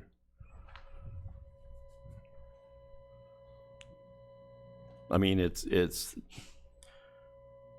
So, all right, so then let's go to the Oktoberfest. Is it a non-profit only, or is it a for-profit with fundraiser? Because it depends on Harley who pulls the permit. Yeah, then it would be a for-profit fundraiser. Oktoberfest is the fundraiser. Are they partnering with the city? Do they partner with the city, Linda? Oktoberfest? With their marketing, not. I mean, in that case, I think the college board should pull the permit. But okay, they're probably request. So if they're a nonprofit only, or if they're a nonprofit only event or for-profit with fundraiser, if it's nonprofit only event, anyway, either one would require them to pay the cost. Unless they're partnering with the city, they would pay the cost on that. It just worries me that we're going to hit them with costs that they're going to end up with a zero balance, and why have the event? Bottom line. Well, and this falls back to the planning special, our strategic planning session on how we cover these costs, whether we want to totally pick up all these overtime costs or we want to have people cover these costs. And I think the message that we got from council at that time was there should be a line somewhere where we pick up that every event in Globe, we're not paying the overtime for every public works, every fire, every police. I think we should be paying for the nonprofits. It's my opinion. So if you talk about the firefighter run, you talk about how many personnel are there, and you start hitting them with every single personnel that is at that event, there's no way that would even be feasible for the nonprofit to come to Globe. That brings other revenue for other businesses. It doesn't just stop at one business. It goes through town. They see our town. That's about 1,200 bikers that come through. And that might be a separate individual category, which is a for-profit fundraiser that is bringing not a local one, but one that we are a stop along the way, an additional category where we carve out, like the I think one of the car groups, they come from place to place to place. You know, if we can get them this, if I see what you're saying, if we charge them and it's cheaper for them to go to another city, they're going to go to another city and use that. So I think I don't know the words we could define that with, but a statewide or a multi-regional fundraiser or even event where it's got multiple locations that we could call them and call that where the city pays our costs, and that would qualify for the. So I have a question. Ready? In the event like you're talking about, Mayor, obviously they're raising money, they're fundraising. Does some of those dollars stay here other than what the businesses get?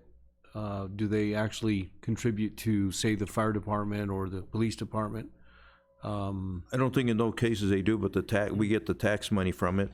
And I know the special event holder, which is the Drift Inn, they have to put in the outhouses all day. They have some expenses they cover, but the fundraisers go all directly to. And I don't know, Dave, if that's the case. Does it go all the fund go to the firefighter? Yes, sir. For the East Valley Bike Run that comes through the area, primarily that goes to their charitable organizations through their East Valley Associates. I could tell you from the fire department, we're not taking manpower out of service to be able to cover these events. We are available from the station.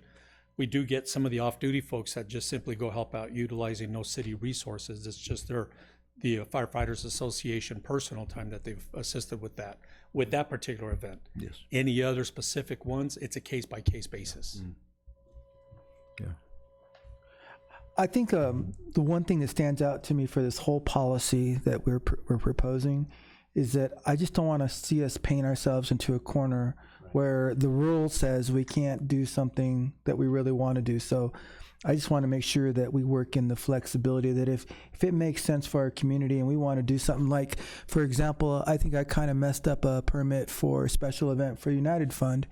And because I knew the town manager, I called him, they pulled like 2 or 3 strings and it got approved last night.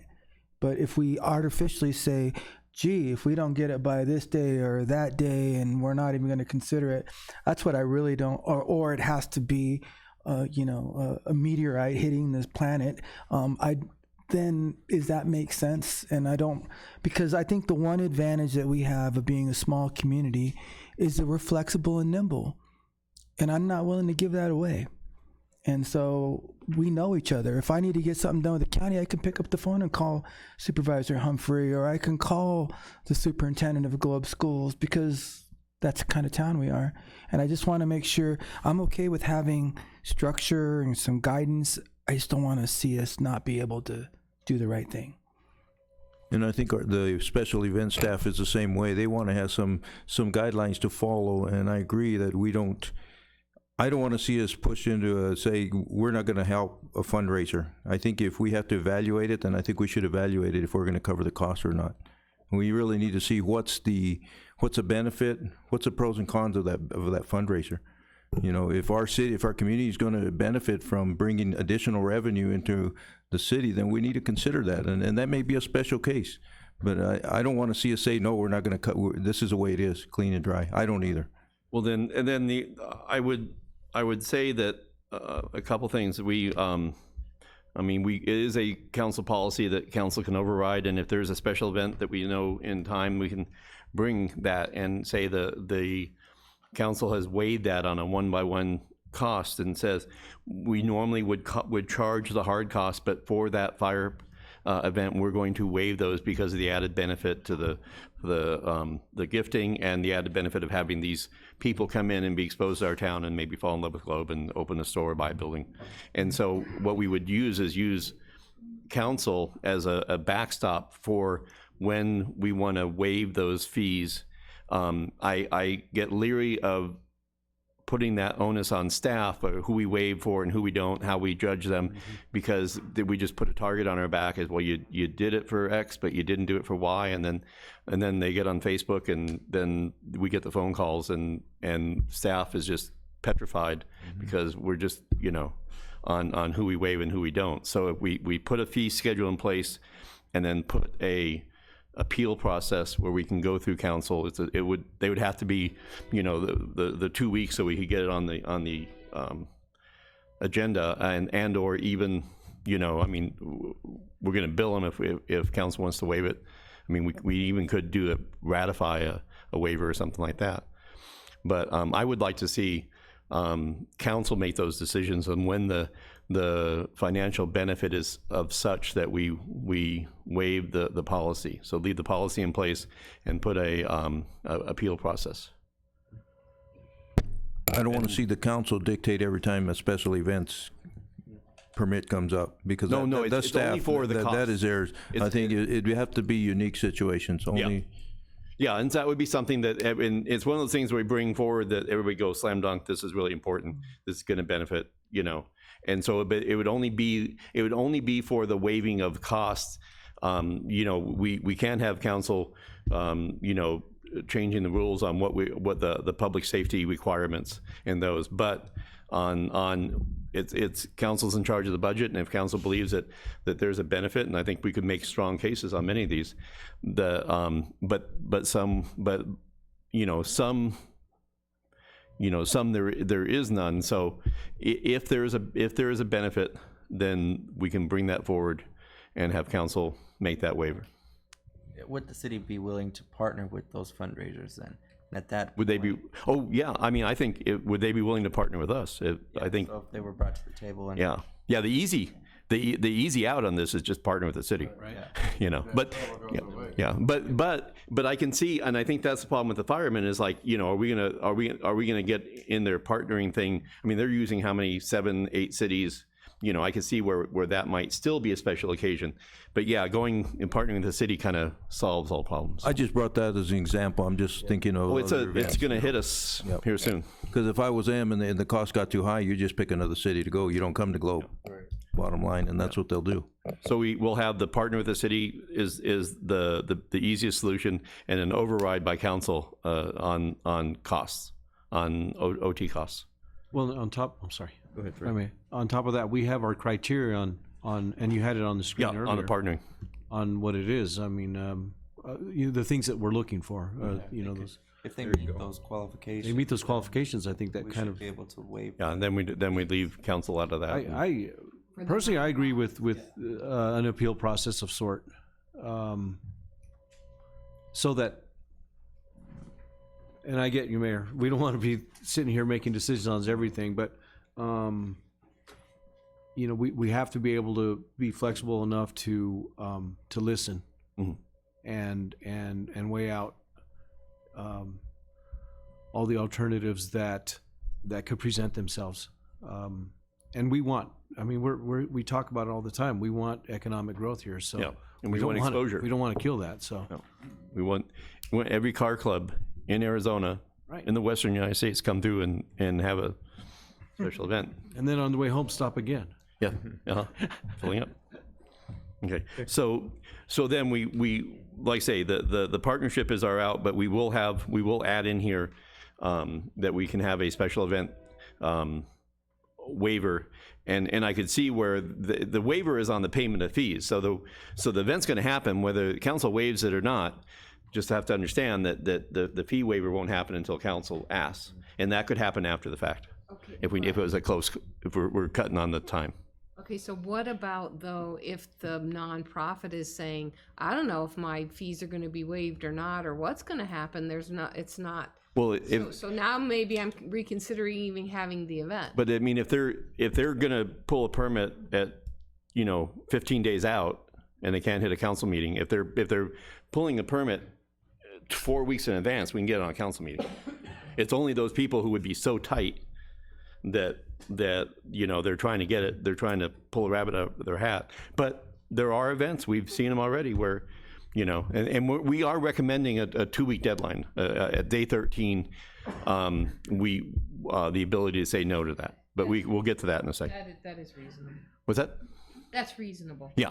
That is. So, but if the timing, I mean, there are some weeks where we have 3 weeks between council meetings, and if they come in at day 17, they're still within the 2 week, they're outside the 2 weeks. And if they want to, if they want to go and we think it's special enough, we can kind of know what council's going to find is important and what not. But to Councilman Shipley's point, we want to build in that flexibility, and having a council override or appeal process builds in that flexibility so we don't say no to something that benefits the city. Okay. I was just going to talk about the red, so. Just the red. So Okay. you got 3 words on that one, so Yeah, that should be quick. Budget tracking overtime, nothing's changed there. Barricade requirement, we came up with barricade requirements. The subcommittee is happy with the requirements that listed here. We made no changes. I don't think we need to go through this anymore, unless you have a question. Seeing none, gone. Impact other businesses. This one we did have some changes, so let me go through this because we never talked about the full council. All special event applications must identify open, non-participating businesses that will be impacted. So if you're having something on a Saturday day and United Jewelry's open and they're right next to the event, then we need to talk to them. The staff will seek to structure special event plans and detours, and detours seem to be the bugaboo with everything we do. The event may not be there, but the detours are what drive other businesses, to understandably be upset. So we're trying to have the least negative impact on non-participating businesses. Event applications will be required to provide a form letter to non-participating businesses announcing the event and how to contact the city, and return a signed copy from each to the city.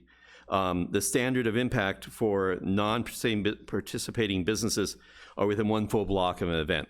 So if we're blocking off the street, if you're within 1 block of the location, we would have to have a letter from them.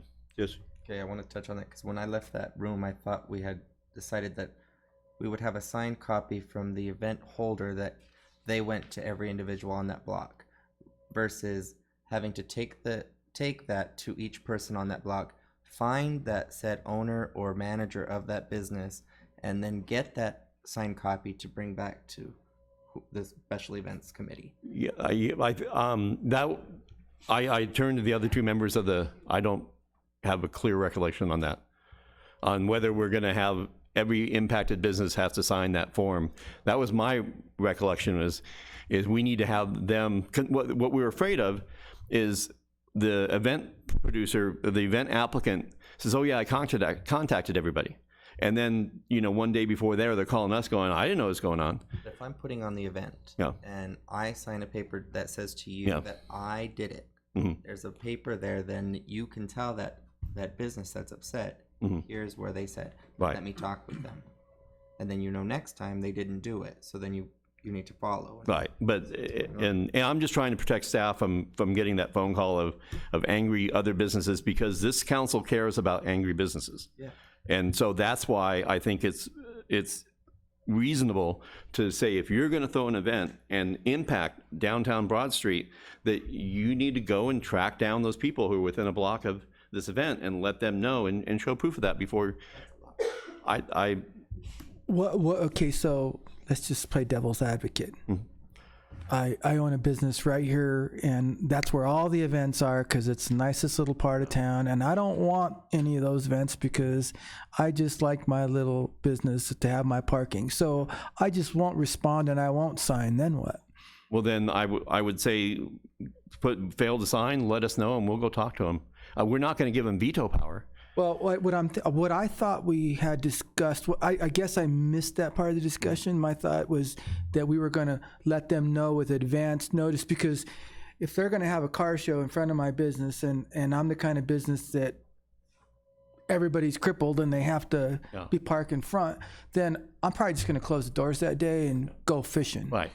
Right. And so if I should go fishing, I'd like to know in advance. And that's why we want to make sure that the event applicant does make contact, have them prove to us that they made contact. I think that's kind of asking a lot. I just feel like. And I think they should have advance notice, and they have an opportunity to contact the city and complain and whine. And I agree with you. But you're saying that would be just a letter signed by the event holder, not by every individual I just think that they should be required to send a letter to every business that might be impacted, and they pay for it, and give them enough time they can get the letter. And just or hand deliver it. The probability of council getting a phone call from a business owner that I did not know about this is raised by that change, that I'm okay with that. Well, the movie theater is exactly one of those, because if people don't park within a certain distance, they may just choose to go to the movie a different day. And so he gets upset every time we close the street right there. It's just something that I think that we've all signed up for as council members, is to hear those complaints or hear those concerns. And we will modify this to say that the applicant will confirm. The applicant will state whether or not they contact at all, and they do not have to show proof, and they don't have to get signed letters. Okay. Is that? We need to put that in there. I think we need to make it pretty simple. Applicants are you don't need to state in there. They don't have to show any proof, and they don't have to get any signatures. Well, no. I'm just. I'm not putting that in the policy. That's not what I'm just going to reverse it. That's the. You said no, I know, but that is not what I. I'm not agreeing to that. No. That's where we'll fall back to. But I'm not going to write in there, a bunch of negatives. Okay. I will fix it. I'm just clarifying. Okay. And we will rewrite it so it just says that the applicant responsible for guaranteeing that all impacted people have been notified, and we'll thank you, and we'll take our chances. Okay. All right, any other questions on this one? No. Okay. Event insurance. We had a good conversation about event insurance. The only thing that I want to do is a clarification. I think a lot of our event insurance conversations rally around the fact that being a partner with the city does not mean that the city will provide insurance for the applicant, because we can't. And I think there's a lot of clarification on, well, if we're saying we're partners in the event, but as we went through, we can't be partners in the insurance. Any questions? I thought that even though we partner with an event, we provide the insurance, but the event holder has to have insurance too. So now you're saying we're not going to provide insurance for the event? Well, you just said that. You said being a partner with the city does not mean that the city will provide insurance for the applicant. Right. I thought if they were partners, I thought our insurance would cover that event, and they had to have insurance also. No, what we do is we name each event. What we don't we're not giving, it's not that, I'm thinking in the description I'm talking about is, if you partner with us, it doesn't mean that you're off the hook for providing event insurance for the applicant. So if the the Rotary is partnering with the city, the Rotary still has to show us that they have event insurance. We show them that we have that. We name each other as co-protectors, so that if something does happen, we can talk to each other, and our lawyers can talk together and fight that. But I just wanted to clarify that if you become a partner with the city, that does not release you from the requirement of having your standalone event insurance. I guess I read it wrong. I read it different. It says that we're not going to provide we don't guarantee providing our insurance. That's the way I read it. No, we won't insurance. If we're partnering with the Rotary, we will not insure the Rotary. No, but we're still gonna provide insurance. For our Yes, portion? for ourselves. Yeah. Yes, yes. Okay. So how can I reword that says that? Maybe something like, in addition to the city's insurance, event holder must obtain their own. Partners must carry their own insurance. Right. You require your. And name each other, that's important. Yeah. Yes. And that's the way it's been for how long? I didn't hear your question. Does I'm everybody sorry. have to have insurance? Yes. So no matter what goes on in town, you have to have insurance? Yes. If you're a standalone group that comes to the city and says, we have an idea for an event, we want a special event permit, then you are removed enough from the city. You're making decisions on your own. You're an organization that we do not have full control over, and so we require you to have your own policy. We have the ability to give the TULIP program, which gives a discount to, I think, for a small. $250 for a small parade. You know, but That's yeah, the going rate, that's what happens. but Toys for Tots, when they run through town, they have to have insurance? are they pulling a special event permit? I don't know. I don't know. No. So when the motorcycles ride through town, they don't have to. I think they have. No, I don't. If they're coming for us for a special event permit, they're going to impact city. They're going to impact city property. They're going to have a liquor license. All of those things on that first permit. What about a parade? So Then they're going to need to have insurance. schools pull their own, and then we have ours. Who's that? The schools? Yeah. Oh yeah. Schools. We're covered. We just name each other for that specific event. We name them? We name them. They name us as co-sponsors. Additional so that we can insurance. share the. Help me with the language. Additional insurance. Additional. Yeah. The only time we wouldn't is if council decided to put on a parade. They didn't want to do insurance. And mayor appointed people to that. Yeah, if the appointees are directly under the control authority of the city, then they're not making decisions on their own. We're totally responsible for what if we tell them to go stand there and block traffic and check wristbands or something like that, and that's all they do, then they're not making decisions on their own. But if it's a group that's meeting and having their own activities and own plans, they're making decisions that we have no ability to fully understand what they're doing, and so we have an obligation to anyone coming to this town that somebody that we're allowing to take over the city streets, that if they do something silly that hurts somebody, that they'll be covered, because the city would say that wasn't us, that was them. So just like a financial responsibility type. Yeah. That's exactly what it is. So I think the language could just be modified a little bit where it states that both city and organization will name each other as co-insured. Keep it simple. Well, okay.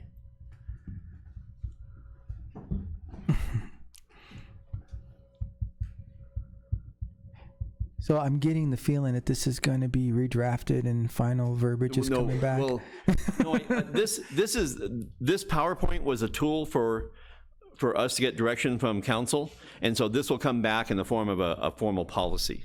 Fine. I didn't want to dilly down. I didn't want to, kill you with policy 7.3.9 states. We'll put it into that form, but this gives us those stipulations and those key areas that we need to do. So hopefully when we come back with the policy, it'll be pretty tight. So you guys are just gonna disband the special event permit. So deadlines. I misheard you, right? No, I realize I'm frustrating council with all of this input and back and forth and stuff.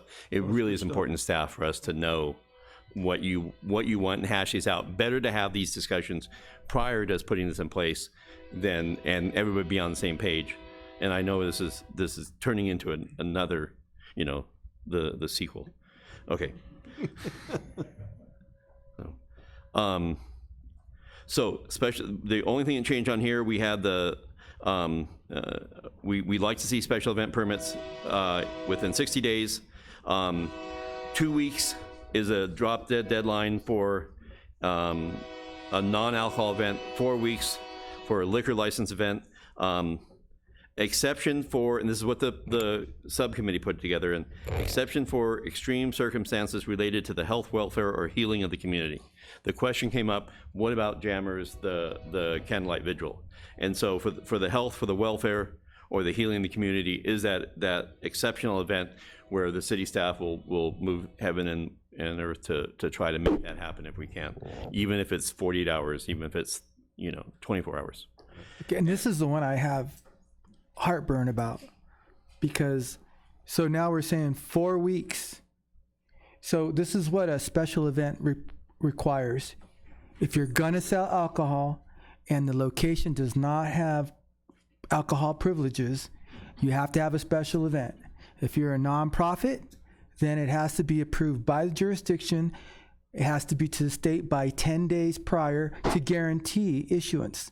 Okay, so why do we need it 4 weeks prior when we already have a staff person who now has the authority to just look at it and say, I don't see any issues here. It's not going to involve traffic. It's not going to involve anything else. So why do we artificially add 4 weeks? And then only exception is if in extreme circumstances of health, welfare. Fernando forgetting the date is not extreme. So that means United Fund would not have had their event. Yeah. And again, back to the one advantage that we have is that we're nimble. I don't want to give that up. So to me, saying, look, if you don't give us enough time, we're not going to guarantee issuance, I have no heartburn about that at all. Saying that we will not because we said we won't, I have a lot of heartburn about that. But at this point, we have no deadlines whatsoever. So do we say 4 weeks, and then after 4 weeks, it's up to whoever's reviewing it? I just say it's no guarantee issuance. To 4 weeks. Why do we have that in there? Yeah, why don't we just strike it? Why is it in there? It was the recommendation of the subcommittee. I think. Well, we fought about that, but yeah. It's guaranteed. After 4 weeks, it's not guaranteed, but we'll. 'Cause I thought we came down to 2 weeks, and I said, can we just say, if you don't get it to us at least 2 weeks in advance, there's no guarantee it's going to get through. Yeah. And then if we want to move a mountain because it's the right thing to do, then we move the mountain. So we just changed. So all events have a 2 week drop dead. So it will take 4 weeks for liquor to 2 weeks.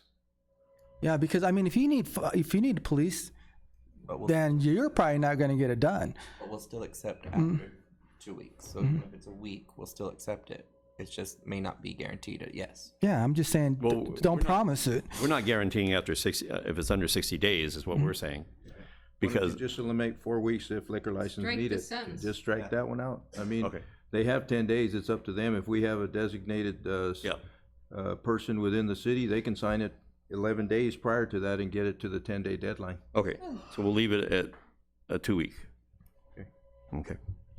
And then staff will lock in longstanding historical dates. We want to make sure that we keep an eye on those ones so we don't get these hubba hubbas over. And I heard we have this at Miami on Monday. That was a train. Yeah. Okay. So compliance with liquor law, no changes. And questions? You want more? He hasn't had enough. Mr. Mayor, members of the council, thank you. Oh, yeah, no, I'm sorry. I do have a speaker, Vernon Perry. Do you want to have any comments? Sorry. I know you've been here almost 4 hours. My apologies. Thank you for being so patient. Yeah. Thank you for reminding me. Whoa. They went to sleep late. I'm Vernon Perry. I represent the Gila County Historical Society, the Community Concert, and the Globe High School Alumni Association. We sponsor a number of events. Last time I listened to this on the internet in Illinois, and when Sue Jones came up, and I texted her a few times, and she had a couple questions. I had a couple. For the most part, an event guide, I think it's something we need. Looking at some of the things, the new thing we're working on right now is Old Dominion Days. And the guide in here does bring out some things, particularly with we've talked to Sheldon Miller about putting a sign up that says event ahead or something like that. We probably need to go over that with the police department, find out how we're going to park in your parking places over there during that event. And if we have to go knock on your door and say we're having that, but that's all going to be down at the museum coming up in the middle of September. So there are some good points that help us look at what we're doing. Working at the school, they have a regulation policy that's been adopted, similar to the guidelines that are in here for use of a building or a facility. The first page is the application, and they've simplified it enough so when you fill it out, it's not undaunting that it scares you away. All the other pages that are attached to it are, and it does give you, when you go to the school and ask for a building, that the school board can waive those fees at the discretion of that event. So I've worked with that a lot over a lot of years and learned how to go through the hoops and get it to work.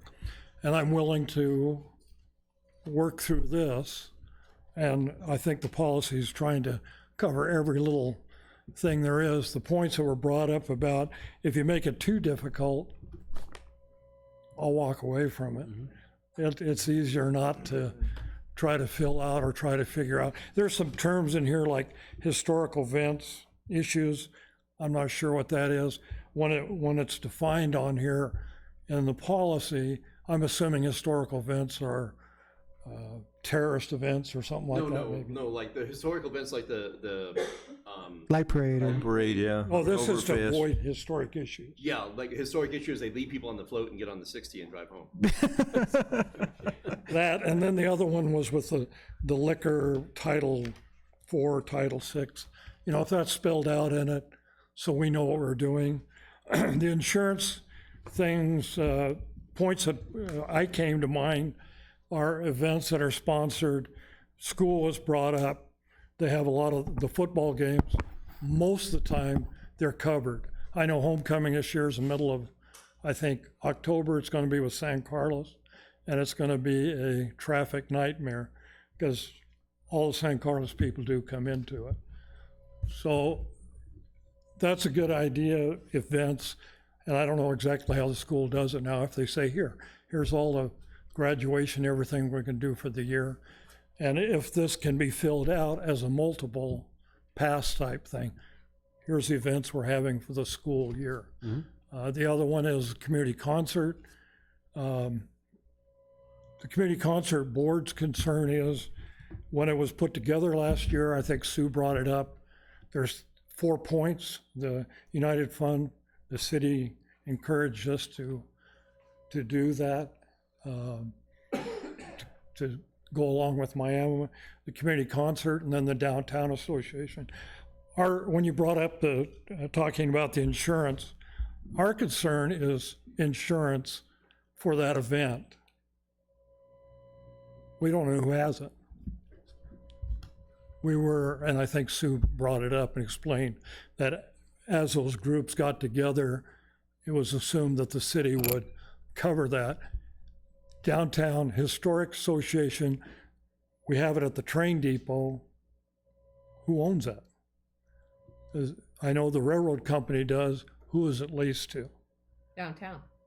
Who do we provide a policy to, and who does that? Downtown. So do we, the only asset the community concert has is one concert grand piano and a checkbook, and that's all physical thing that we have. For the school, that requires a policy to indemnify, I guess is a word, the school against liability for using the building. We go through the Rotary Club and they pay for a rider that covers that event at the school. So the school's covered, we're covered, and that's how I understood what you were saying. But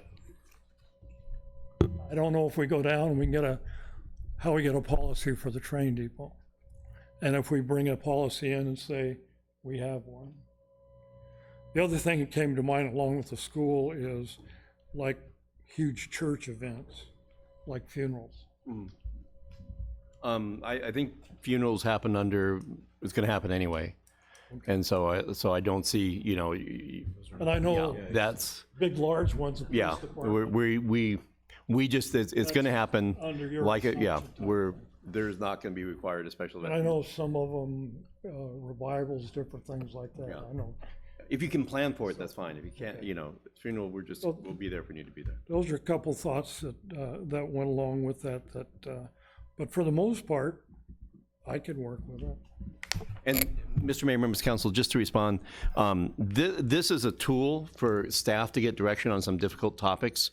There's much more that we already agree on, but we definitely feel that the need to have a simplified, clarity application that's not too intimidating. And we're happy to, if you want to just put your name on it and come in, we'll walk you through it and fill it out for you. This council, this staff, we support special events. We know that that's how you bring quality of life and economic development. And so we're trying to lower those barriers, but maintain our safety and budgets. But you won't see this PowerPoint anywhere near the application. It will be embedded in simple questions. Okay.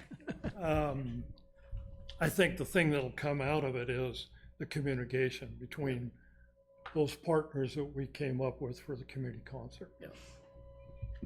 Word of mouth type thing, but if it's written down, you'll do this, you'll do this, you'll do that. And there'll be room to negotiate. Like I say, we want to lessen the impact, and so we can write specifications and agree upon, here is what we agree is a safe way to have this, that facilitates what you want and satisfies our need for safety.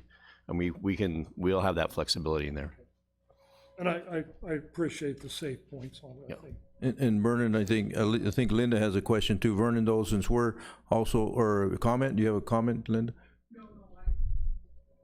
Okay. I think since we're partners in this concert, these concerts that occur, then the city has their insurance as part of a three-way insurance pack. I'm assuming if we're partners, we're providing insurance also. Yeah, no, if we're partners, we have our insurance. We will name the other two members if we're participating in that for money. Yes. To be happy. Yeah, no, if we're partnering in that, then we require, we'll hold ourselves the same standard we hold other event sponsors. Thank you, Vernon. Thank you. So, do we have a motion or do we wait for modification? We wait for mine. No, this is a presentation only given direction. How do we? I'm looking back real quick. I have to make a motion, that's an action. Well, so you are approving the recommendations as modified. So you would approve the recommendations. It would be a vote. Okay. Yeah. We have to bring it back? No. We approve the modifications that we. Yeah, but I don't know what we've approved. Do you? Because I some of this is different than what I remember in our own. Could we do a? I say you bring it back to the next meeting. I can bring back the PowerPoint. But next time you're gonna. That's what I thought would be this time. I was only going to cover the red. I thought we were just going to whip through this puppy. So the motion would be to table it till you bring back the modifications for approval. The motion would be direct staff to finalize. Yeah, I think we could table. I think we can table and bring back with the second. We have a motion and a second to table item B and bring back with modifications for final approval. Yep. Any other discussion? We have to limit the time on it, though.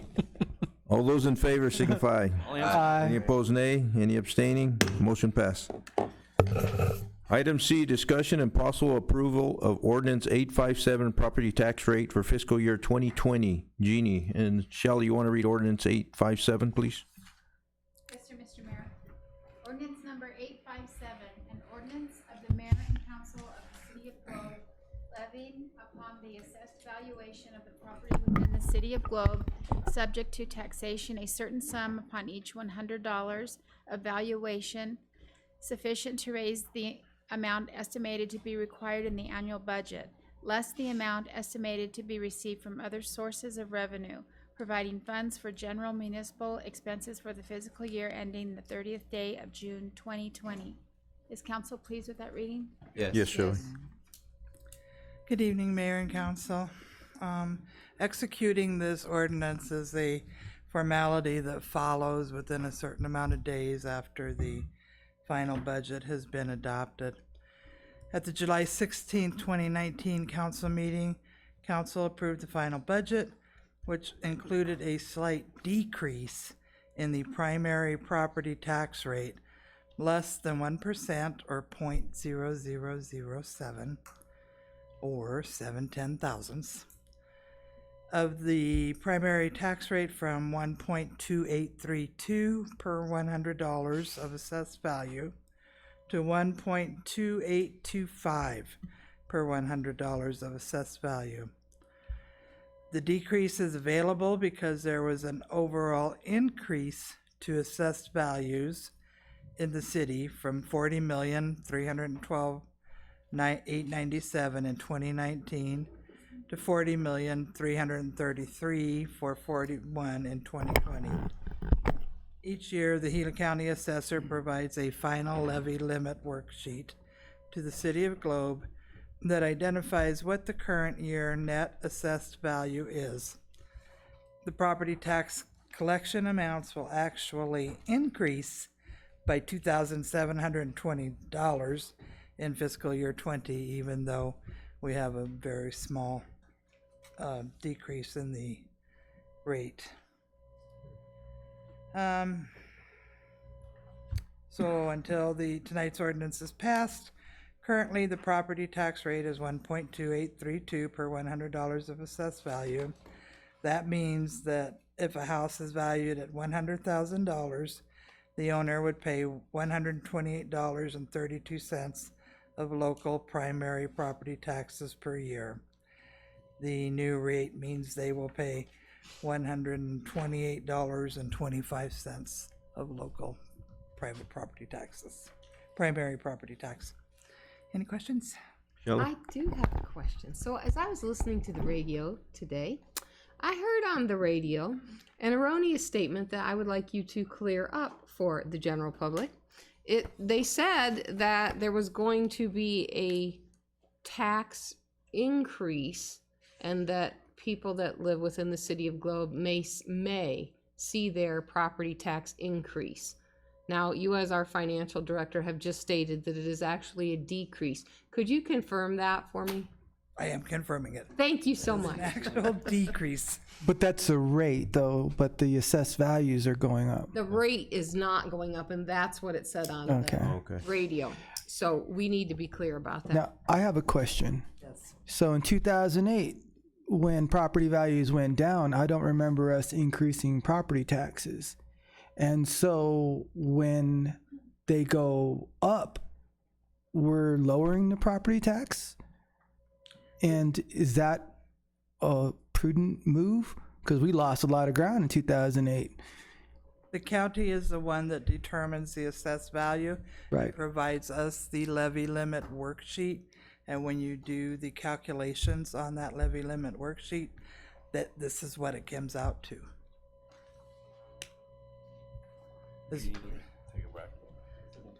So during the budget process, the question was asked about any changes in the property tax, and so we went with no changes. So what we're not changing is the levy amount. So we are going to collect the dollar for dollar match of what we collected last year, but because the assessments went up just a smidge, the rate had to go down just a smidge to get that same amount. Now, there is a physical increase in the amount, not because of what we collected last week, but more buildings are on the property tax rolls, and those are added independent of that. So the increase comes from not increasing the rate, but increasing the base and additional buildings being taxed.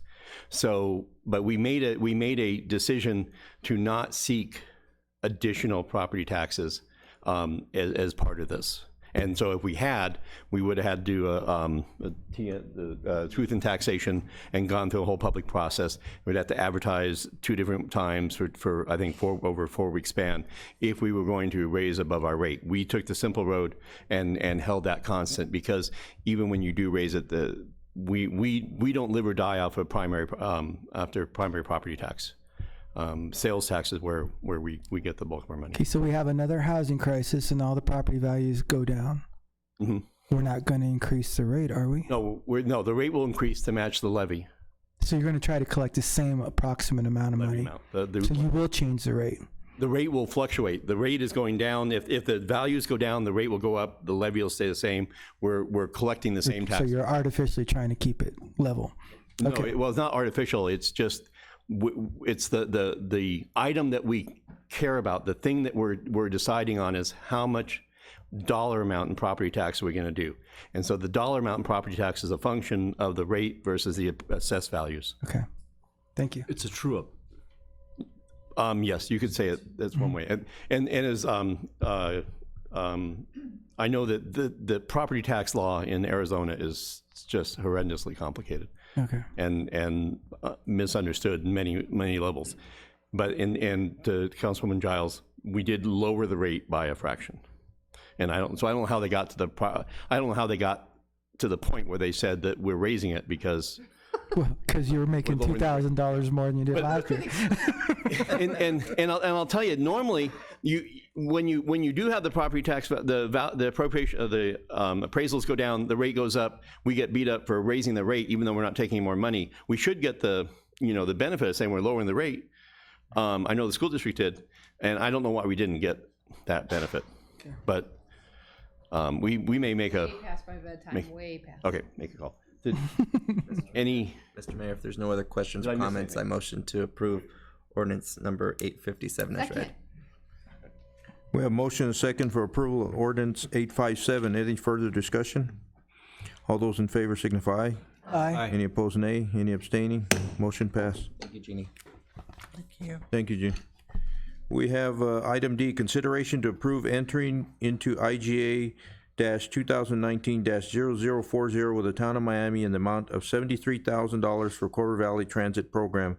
Funds have been budgeted in the fiscal year 2020 budget in the account number 10-50-51255 Mayor and Council Transportation HB 2565 match.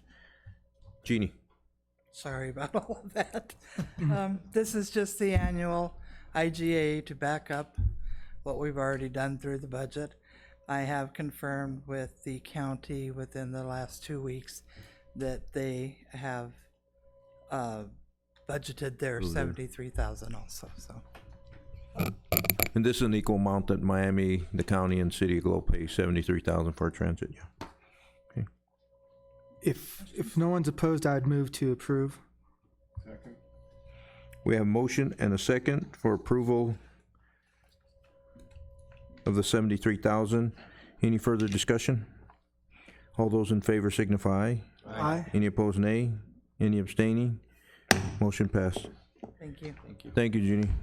Item E, consideration and possible award of contract CS 2015-0025 to Young, Swenson, and Cross Paving Incorporated in the amount of $436,716.65 for the 2-inch mill and fill project through CDBG funding by ADOH. Jerry.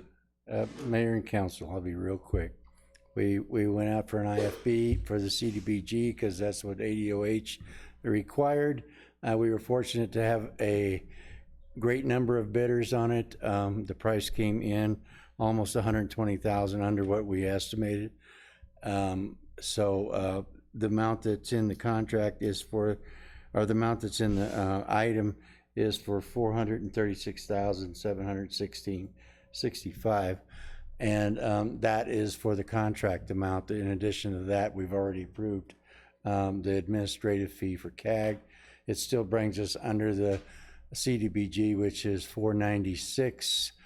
We had budgeted $545, I believe, with all the funds that we were pulling in. So, like I say, if we run into problems on the pipe or something like that, we have a few extra funds.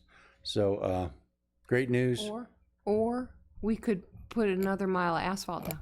Well, we could, but then we'd have to come up with another 60,000 for the pipe, so. We'll figure that out. Okay, I can do that. I move that we, So let me have At a least didn't question. need those 2 cars. So this mill and fill is for every district will benefit from it? It's Every you have district has list a in day, your- yes, in your we have packet. that. It's what originally proposed, the areas that originally proposed, which includes also the library parking lot and the OD parking lot. Okay. So, yeah. And just for information of the council, this is probably the last time we're gonna get this amount of money because Pinal County has went entitlement, so we're not gonna see the amount of CDBG funds back to our rural communities anymore. So this is the last advantage we're gonna have. We're gonna go from 165,000 annually to about 90,000, just our city. we don't like that. Well, it's nothing we can do about it. It'll cut us almost in half. Yep. Could run for Pinal County Supervisor. Do we have a motion for approval? So moved. Second. We have a motion and a second for approval of awarding the contract to Young Swenson and Cross Paving Incorporated. All those is there any further discussion? All those in favor signify aye. Aye. Any opposed, nay. Any abstaining? Motion passed. Thank you, Jerry. We have discussion and consideration to award GS-2018-0076 for the purchase of a 5-ton diesel 5 to 7 yard dump truck to Larry H. Miller Ford in the amount of $85,454.16 to be funded from account number 21-80-52000 CIP Fund, Capital Outlay Water Equipment. Brandon, Mayor and council, how you they guys put you at the end. I know, I was ready to go to bed like 3 You hours. should have told us, we would have moved you up, man. Yeah, as it says, Larry H. Miller won the bid process. It was pretty close. Looking at, let's see, what is it? 2019 F-750 7-yard dump. Diesel engine. Benefit of going with the F-750 is it's hydraulic brakes instead of air brakes. So you don't have to have a Class B CDL to drive it. Which would make it more user-friendly and more trainable for our current staff. The truck itself is about 8 weeks out with 4 weeks of upfitting. That's getting the bed put on and stuff like that. Mm-hmm. And then once we receive it, we'll need it at the shop for probably about a week so we can put all the safety lighting and all that stuff on it. Ready? Will you do the outfitting in-house, or does that get subbed out? We'll do all the lighting and stuff in-house. Oh, okay. Yeah, we've done all the trucks so far, so why quit now? Well, it's a nice little toy. I'd like to see it when it's all done. Definitely bring it down. It's a tool, it's not a toy. Well, for big, Did we get for any big local boys, it's a bidders, toy. Brendan? Cool. Excuse me? Did we get any local bidders on that? No, we didn't, unfortunately. Nobody? No. Wow. The first go-around we did, but the second go-around we didn't, unfortunately. Mr. Mayor, members of council, I'd like to have Jeannie explain, give a little bit more detail to that. I don't need more than that. Knows this, but we did find out the day after the bids opened, McSpaddens delivered their bid to the county instead of to the city. So that was the only local bid. Delivered it to the county and stuff? Mm-hmm. Yeah. So they didn't meet the time deadline? No. Well, that's a shame. It had a city address, right? Pardon me? It had a city address, correct? Oh, yeah. To deliver to? Everybody else got theirs to the city. Oh, that's unfortunate. It is unfortunate, but yeah, that was the only local bid that was submitted. I didn't open it. You can't. Not allowed to. Yeah, you're not allowed to. Yeah. It didn't make. You resist. It's hard, but I did. We got some handcuffs for you, Mike. Why did the county? We should have a. Why did the county send it back to the city? I don't know. It came to their attention Oh my goodness. that it was ours, and I don't know who sent it over. Wow. Okay. Yeah. So that demonstrates restraint on your part. Oh, it's tough when I would those have opened situations that happen. Yeah. Any other questions for Brendan? If there are no other questions, Mayor, or comments, I motion that we award GS 2018-076 for the purchase of one 5-ton diesel, 5 to 7-yard dump truck to Harry H. Miller in the amount of $85,454.16 to be funded from account number 2180-52000 CIP Fund Capital Outlay Water Equipment funding year 2019 to 20. This was the rollover from last year, correct? Correct. The dollars? Yes. Okay. Second. We have motion and a second for approval of the contract. Any further discussion? All those in favor signify aye. Aye. Any opposed, nay? Any abstaining? Motion passed. Thank you, Brendan. Have a good night. Sorry for the long wait. Waiting so long. 7, any late agenda items? Mr. Mayor, no, we have no late agenda items. Okay. No. Call to the public if there's anybody left. This is a pretty good crowd. These are hardcores. Scheduling of meetings? No changes on that. Future agenda items? Anything we want to see? One thing that I saw that I would like to explore is there was a presentation at the policy forum of zoning overlays, and there was a presentation from Florence that had some really interesting ones that they said were very helpful to them. One was specifically was an infill overlay zone, and I thought I'd like to explore that for a future meeting. Do you have enough information to bring that forward? Well, no, don't do it right now. No, it's not on the agenda. Okay. So, Chris, we'll put that on the list, and Chris will bring that back at about 10 o'clock 2 weeks from now. Okay. Any other agenda items? Do we have motion to go into executive session? Motion made. Second. We have motion and second to go into executive session. All those in favor signify Aye. Aye. Any opposed, nay? Motion passed. And Mr. Mayor, to the Thank you very much for coming to our meeting. there'll be no action expected after we get out of. Oh, gosh. You guys were troopers. Yeah, thank you very much.